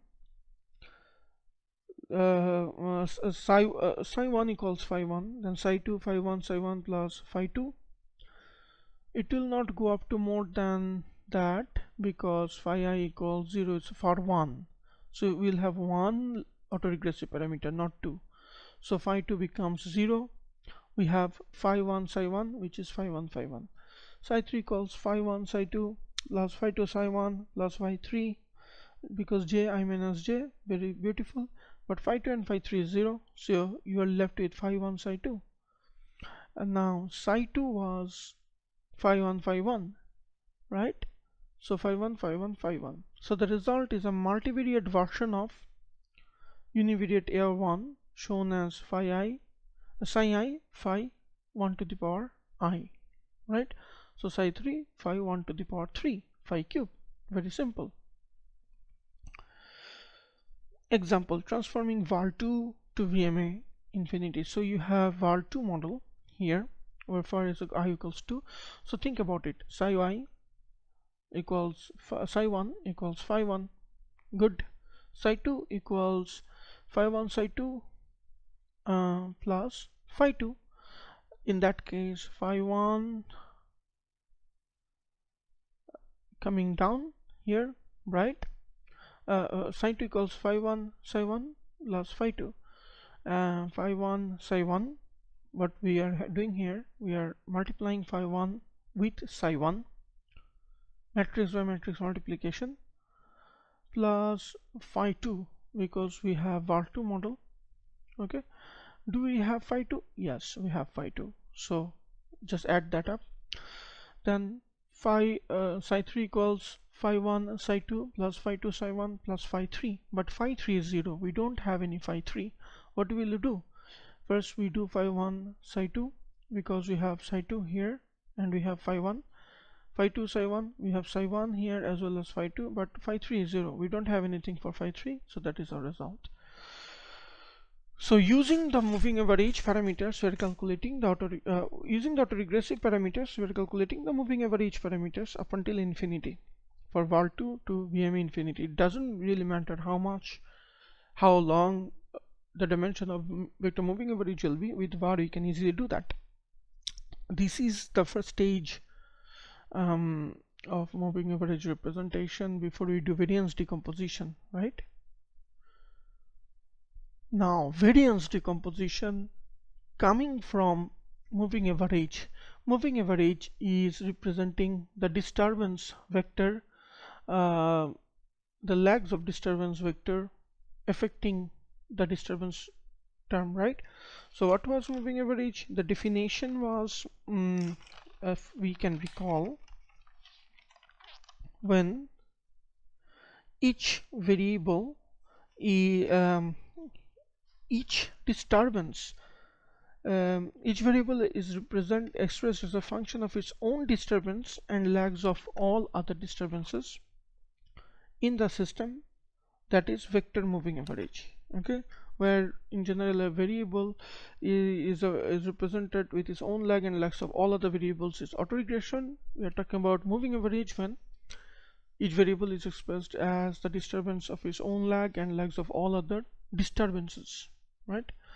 And when we calculate the variance or the structural variance from that, the structural residual represents the residual of the disturbances, and when we take the variance and covariance, what we have when we take the variance, we take the variance of the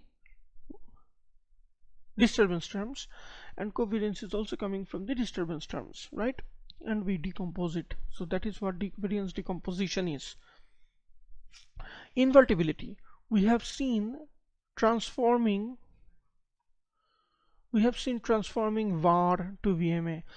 See, VAR and VMA is the mother of all the analysis that will come later, and the principle to remember is VAR is variables, VMA is disturbances. Okay, and how they are related to each other is also very important to remember. We have seen transforming VAR to VMA, reversing the transformation and working from VMA to VAR. So can we do a reversing estimation? We can do that. From VMA to VAR requires invertibility property. So our variables must be, our matrices must be invertible, right? If they are not invertible, when will they not be invertible? When we have multicollinearity in them. And if we have multicollinearity in our variables and the variables are not invertible, we cannot do variance decomposition. That is not attainable, right? So invertibility condition, we have n-dimensional yt is invertible if roots of the polynomial is 0, lie outside the unit circle. Okay, determinant of matrix, if they're stationary, only if your variables are stationary, then your variable is invertible, which means the roots are greater than 1. Only then it is possible to invert your matrix. Only then it is possible to continue with moving average and autoregressive calculations. Otherwise, if they are not stationary, they will become their function of time.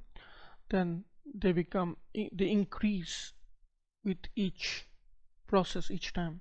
The polynomial is phi pl equals 1 plus psi pl equals 1 plus psi 1l. So the equation to be solved is 1 minus psi 1z equals 0, z1 equals 1. So just similar to phi 1 inverse, psi 1 inverse is the same thing, is the one root in this equation. For invertibility, just like with moving average term, with autoregressive term, even for moving average, we need to have roots greater than 1. The determinant satisfies invertibility. If the roots are greater than 1, then psi 1, the determinant of psi 1 is less than, which means the determinant of psi 1 lies within unit circle, that's less than 1. Exactly the same thing that we proved with autoregressive parameter phi 1 less than 1, psi 1 less than 1. This is just the mirroring thing because they are almost the same.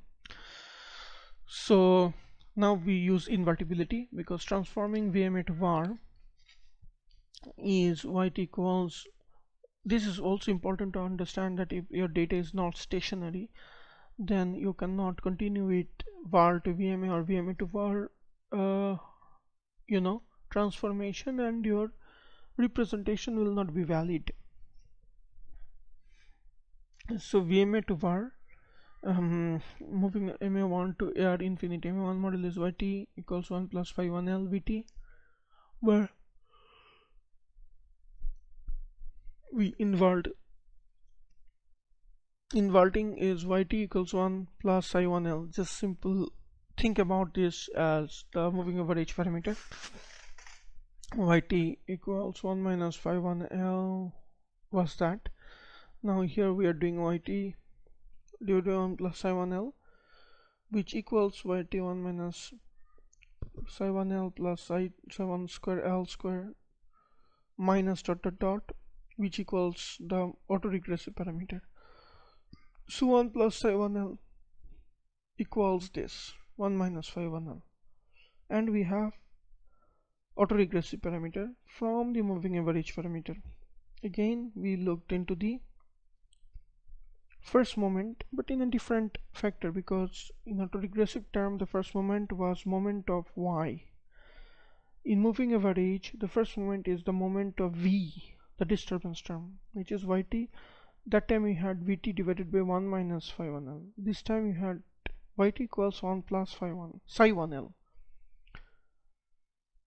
which becomes 1 minus phi 1 L. That's all. Very simple, that you have autoregressive parameter. So yt equals phi 1 yt minus I plus vt, and j equals 1 to infinity. This is the regular autoregressive parameter. So infinite order autoregressive parameter with phi I, the relationship with phi I and psi I is phi I equals psi 1 I to the power multiplied to minus 1 to the power I plus 1. Why am I multiplying the sign with? Because sign is changing. Minus plus minus 1 to the power I plus 1, psi 1 I minus 1 to the power I plus 1, provided psi 1 is less than 1. The weights phi 1 in the summation decays at an exponential rate for longer lags.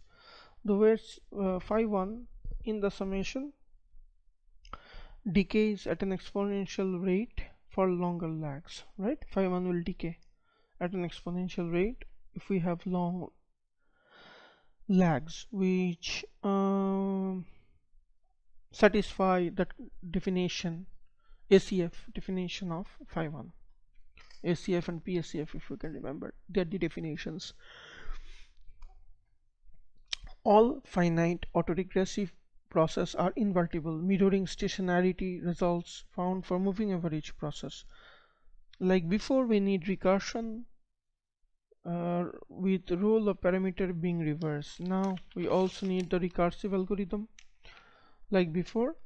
So the recursive algorithm is psi I equals phi j psi I minus j. This was moving average algorithm. Phi I psi 1 to the power I minus 1 to the power I plus 1. That is the recursive algorithm for autoregressive parameter. Phi I equals psi 1 to the power I to the power minus 1 I plus 1 multiplied to minus 1 I plus 1. This is the sign. Psi 1 to the power I, psi 1 to the power I minus 1 I plus 1. This is the recursive algorithm. Remember that all the time. So we know the recursive algorithm of moving average, which is psi j equals summation of j equals 1 to j equals 1 to I psi j phi I psi j minus I sorry psi I psi yeah, j minus I, correct, psi j phi I psi j minus I. In this case it is phi I equals psi 1 to the power I minus 1 multiplied to minus 1 to the power I plus 1. Very simple. And if you cannot do the inversion, that means there is multicollinearity and your operation, your variance decomposition will not hold. So you have to change either the data or the lag length of the data to see. If your lag length, changing the lag length does not work, you might have to change the data. Number 6, estimation. Joint probability density function of Varma. Joint probability density function of Varma PQ model. So y1 to t. So the first is AR part, ys2 is ys minus 1. Fixed portion is the AR part. Then comes the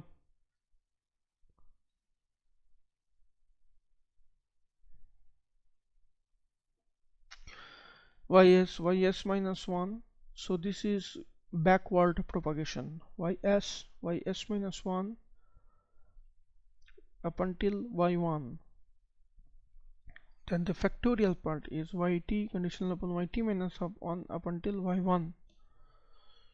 From this is forward propagation, this is backward propagation. Ys is going back to 1. S is the highest order, y1 is the lowest order. This is also backward propagation. So fixed and factorial. S is maximum of P and Q. S is what we get. This is lag to 1. So maximum of PQ. So from maximum to minimum. We present maximum lag in model, and theta contains unknown parameters, which is phi 1 to phi p, psi 1 to psi q, and v, disturbance term. The log likelihood function is log of the fixed parameter plus the factorial parameter, factorial part of the joint probability density function, or the autoregressive, and the moving average part is simply just like that. T equals s plus 1. Again t equals s plus 1. So one row will be deducted or be trimmed. So t will start from s plus 1. So wherever s ends, from there moving average begins. Beautiful. So initial observation allow for s lags, and up to s lags the observation are fixed. Exactly what we studied before, similar to chapter 7. Up to x lags the observations are fixed. Then the conditional log likelihood function. The conditional log likelihood function is without, so this is unconditional log likelihood function. The conditional is we don't take in consideration the fixed lags. After that, the factorial one, we take the factorial one, 1 by t minus s log t equals s plus 1. After that, moving average part. One of the iterative algorithm in chapter 3 is needed, whatever it was, probably Gauss-Newton or Newton-Raphson, because the inclusion of moving average terms in the model results in the likelihood being non-linear in parameter, right? Moving average term is making the likelihood to be non-linear in parameter. Chapter 3 we can use Gauss-Newton too, because in chapter 3 we learned Gauss-Newton, Newton-Raphson, B-H-H, V-Boole, scoring, line searching, etc. If there is no moving average term, we can do maximum likelihood estimation can be achieved with OLS in one iteration. If there was no moving average term, but if there is moving average term, if there was no disturbance, we could do OLS. But if there is disturbance, obviously it makes sense. You see, if there is no disturbance, then your disturbance is not sorry, your disturbance is not affecting your exogenous variable, and in that case OLS is fine enough. You don't need anything else. A linear model regression is fine enough. But when you have disturbances, the disturbances structure affect exogenous variable, and then you have another equation or other parameter which is size, and then in also your disturbance is not IAD, you need structural disturbance. In that case, obviously OLS will not be fine enough, right? So you have two, conditional and unconditional. In unconditional, we take the full probability density function, which is factorial and fixed. Fixed is up until S, and factorial starts from S. And one is going backward propagation, one is doing forward propagation, ys to y1, and then yt minus 1 to y1, forward, backward, and forward propagation. And conditional is only the factorial one. Estimate a Varma 1-1 model with maximum likelihood estimation. Okay. If there is no moving average, we can do OLS. Mu phi 1 yt minus 1 vt psi 1 vt minus 1. This has moving average parameter. So structural disturbance is IID, not regular disturbance. We take the factorial part, conditional log likelihood function, half log test by half log sigma square minus 1 by 2 sigma square yt minus phi 1 yt minus 1. So yt minus phi 1 yt minus 1, because we are finding the value of u.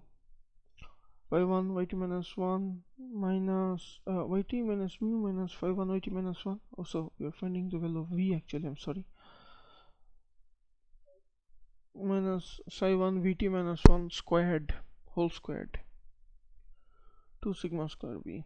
That is the log likelihood function, because we are representing the equation in terms of the residual, the disturbance term, the shock. The shock equals this divided by 2 sigma square. 1 by t minus 1, 1 by t minus 1, because s equals 1. Basically we do t minus s, huh?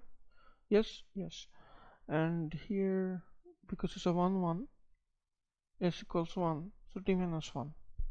S is maximum of p or q, which is 1. And so we move on simply with the equation y minus mu minus phi 1 yt minus 1 minus psi 1 vt minus 1 sigma square blah blah blah. So gradients look like this: 1 by sigma square t minus 1, 1 plus psi 1 ddu of vt minus 1, so mu. So with gradients we have dd log theta for mu, dd log theta for phi 1, dd log theta for psi 1, dd log theta for sigma square v. Basically we don't need to do this manually. Okay, for mu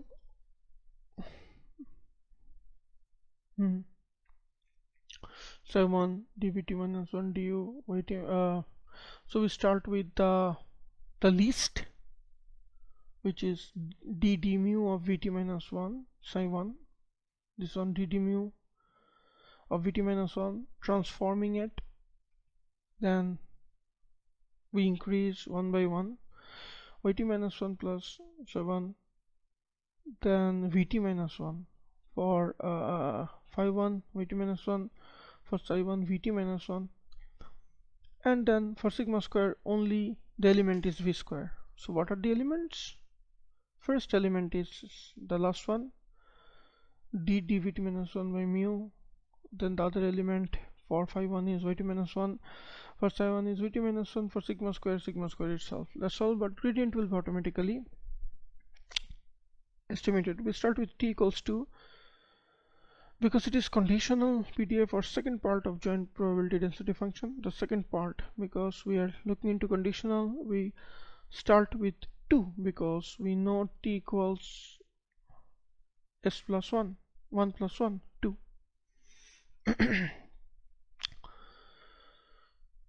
Because of the presence of the differential function, we need an iterative algorithm, as we can use numerical derivative in optimization algorithm to circumvent the need derive dvt minus 1 by d theta, simplifying this algorithm by concentrating out sigma square v using maximum likelihood estimation. So we are concentrating out sigma square v, which is the variance, covariance. The variance is sigma square v is the variance covariance, which is vt square divided by t minus 1, computed at each iteration of the algorithm. This is important. You see, in variance decomposition, we don't have moving average term. We can do OLS. If we don't have moving average term, we can do OLS. Otherwise,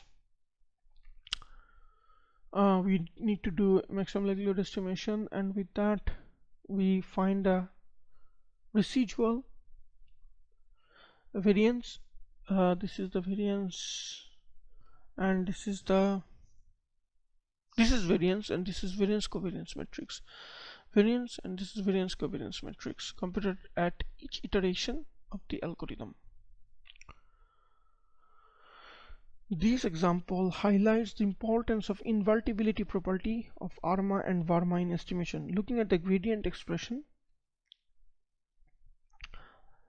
we have, looking at the gradient expression, d phi 1 for vt is yt minus 1, psi 1 dvt minus 1 d phi 1, a first order difference equation with parameter psi 1. If the MA is not invertible, this equation may eventually explode, resulting in an algorithm failing. That's what happens. See, differentiating, first order differentiation of the disturbance term in terms of phi 1 is yt minus 1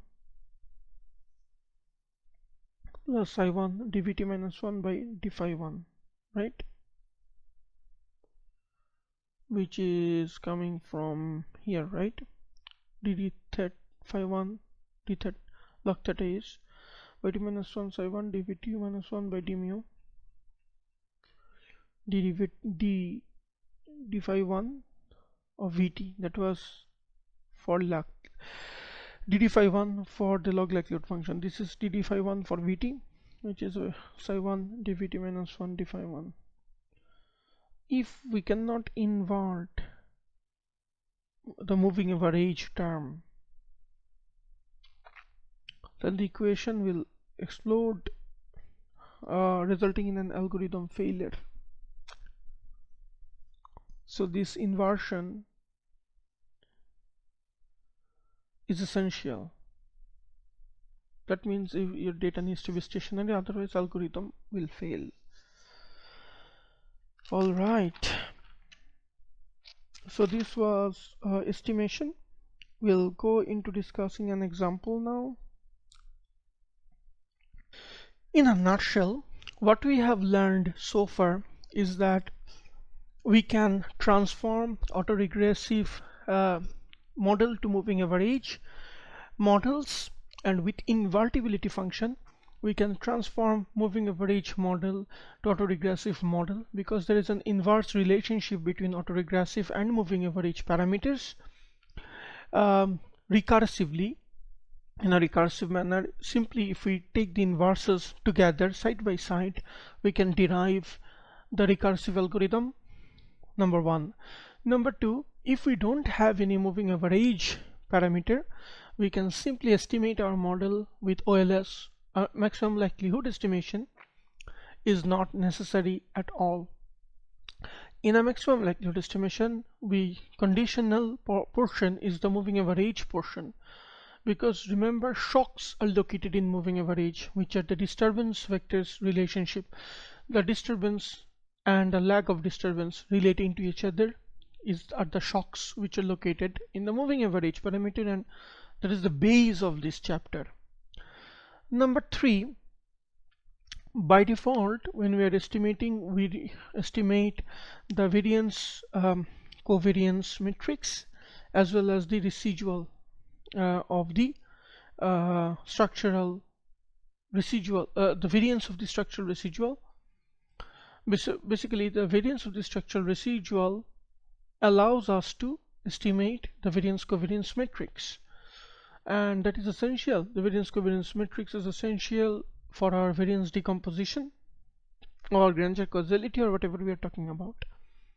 Now, if, as we have seen from gradients, looking into the elements, the second element, when we did differentiation of the log likelihood function with respect to phi1, we have seen that connects with moving average as yt minus 1 plus psi1 dd mu of vt minus 1, or instead of mu we can put phi1, and we see if our moving average or autoregressive parameters are not invertible, then algorithm will eventually fail. In fact, when are they not invertible? When you don't have a stationary process, which means your z is not greater than 1, or your psi1 and phi1 correspondingly are not less than 1. Okay, now let's look into a Varma 1-1 model, considering y equals mu plus phi1 yt minus 1 plus vt plus psi1 vt minus 1 with vt being IID. As an example, this is an example. What is and dimension the conditional log likelihood with s is equal to 1. S is the maximum p or q, maximum autoregressive or moving average lags, right?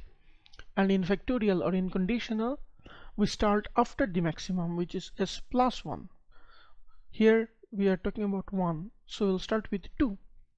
1 by t minus 1, because it's going forward, is the, oh, this is the full information log likelihood function.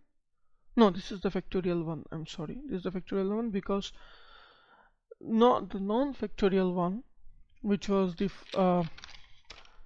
fixed portion, starts from the maximum one and go do backward propagation. So half log twice pi, half log v, the variance covariance matrix the determinant of the variance covariance matrix, and sigma square. What did we have before? We had v square divided by sigma square, right? Because if you just go up one page, you get what? This is, the whole thing is what? V square divided by sigma square. So V square is Vt transpose divided by sigma square, and sigma square is V square divided by t minus 1. Sigma square is the variance covariance matrix, right? So you have V square, which is the variance, divided by sigma square, which is the variance covariance matrix, where V inverse represents sigma square, right? Because this is the variance covariance matrix, and we already know it. So Varma 1-1 model looks like this. For Varma 1-1, for how many variables we have? We have 2 lags, don't we? Anyway, mu1, mu2. So first equation, first variable, first equation, first lag, right? What was the so first lag, first equation, first variable, first lag, first equation, first variable. Basically we have 2 variables here, isn't it? In this problem we have 2 variables, so 2 system of equation, first variable, first lag, first equation, first variable, 2 equations, 2 variables probably. So t equals 500 and 0 mean, which is weakly stationary. Residual is weakly stationary, 0 mean, and V disturbance factor, which V is IID, strictly stationary when V is IID. V is given by identity matrix. Also report quasi-maximum likelihood standard errors and t-statistics that allow for heteroscedasticity. This also reports the quasi-MLE standard errors and t-statistics which allow for heteroscedasticity. Okay, that we have studied in heteroscedasticity chapter.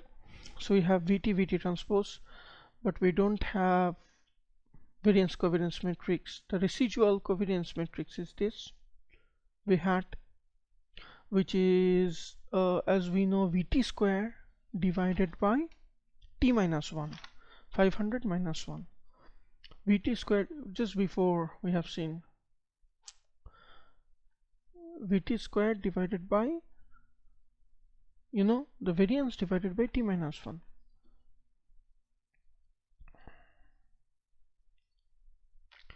So we have the variance divided by T minus 1. The variance is VT transpose. That's all. Very simple. Okay. And your VT is given to you, I guess. Yeah. So this is the residual covariance matrix. Now in terms of VAR-P model, the conditional log likelihood function of a VAR-P model is this equation, always this equation. This is the maximum likelihood estimation, always. So it's VT n by 1 disturbance vector. It really doesn't matter if we are talking about moving average or autoregression. To swell log V. So T, the only difference is T minus P, because we talked about var1, now is var-P, so T minus P, so that S plus 1, S is equal to maximum of P, same thing, S plus 1 or P minus P plus 1.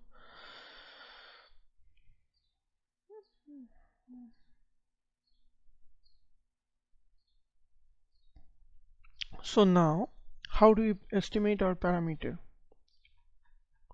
We estimate our parameter that MLE is obtained by OLS applied to each equation separately. We can also obtain from chapter 5, we learned if we apply OLS on each equation separately, we can obtain MLE. There are no efficient gains from estimating the system jointly. So that's why another important point, we can simply do OLS on each of the system of equation, and in joint estimation will not give us any further benefit. And when we do estimation in case of a VAR-P model, because this is a VAR-P model, this is not a Varma model, we don't have a disturbance vector in our equation, in system of equation, right? In case of that, remember, in case of VAR-P model or a VAR model, if there is no moving average model, we can simply do OLS in each equation, and still we can get the variance covariance matrix, which is this T minus P, or simply T minus P. What is the difference here? T minus P and T minus 1, because this was T minus 1 when you have Varma, because sigma V squared divided by T minus 1 was the earlier equation, V squared divided by T minus 1 when you have Varma, but in VAR-P you have T minus P. Okay, so T minus S basically, and T equals S plus 1.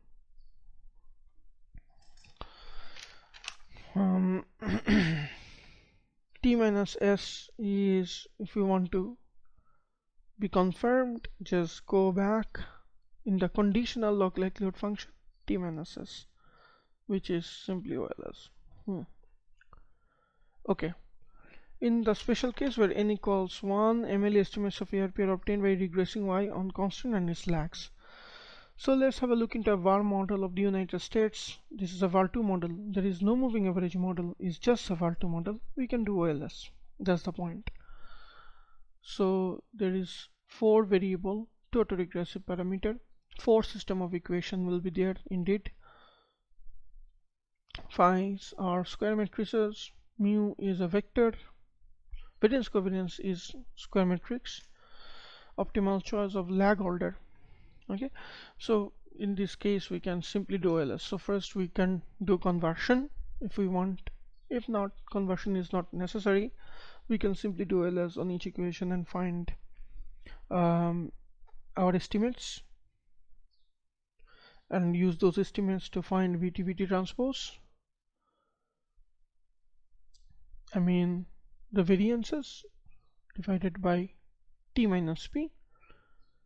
You have the variance covariance matrix of the equation. Optimal choice of lag order. What will be our optimal choice of lag order? Generally, we can find Akaik's information criteria, Hanna information criteria, or Schwarz information criteria, SIC, AIC, Hanna, and Schwarz. So these are the equations. Basically, it's not important for us to remember these equations because these criteria are available in functions in both of the programming language. However, we can have a look to K, T minus S. T minus S is always there. Akaik's is K. Hanna is K log of log T minus S. Schwarz is K log T minus S. That's all. It has both and one log extra. It has, well, K log T minus S with one log extra. That's all. Basically, we look into Akaik's information criteria more than others. So this then is the ARMA PQ model. Log likelihood function is -1/2. Okay,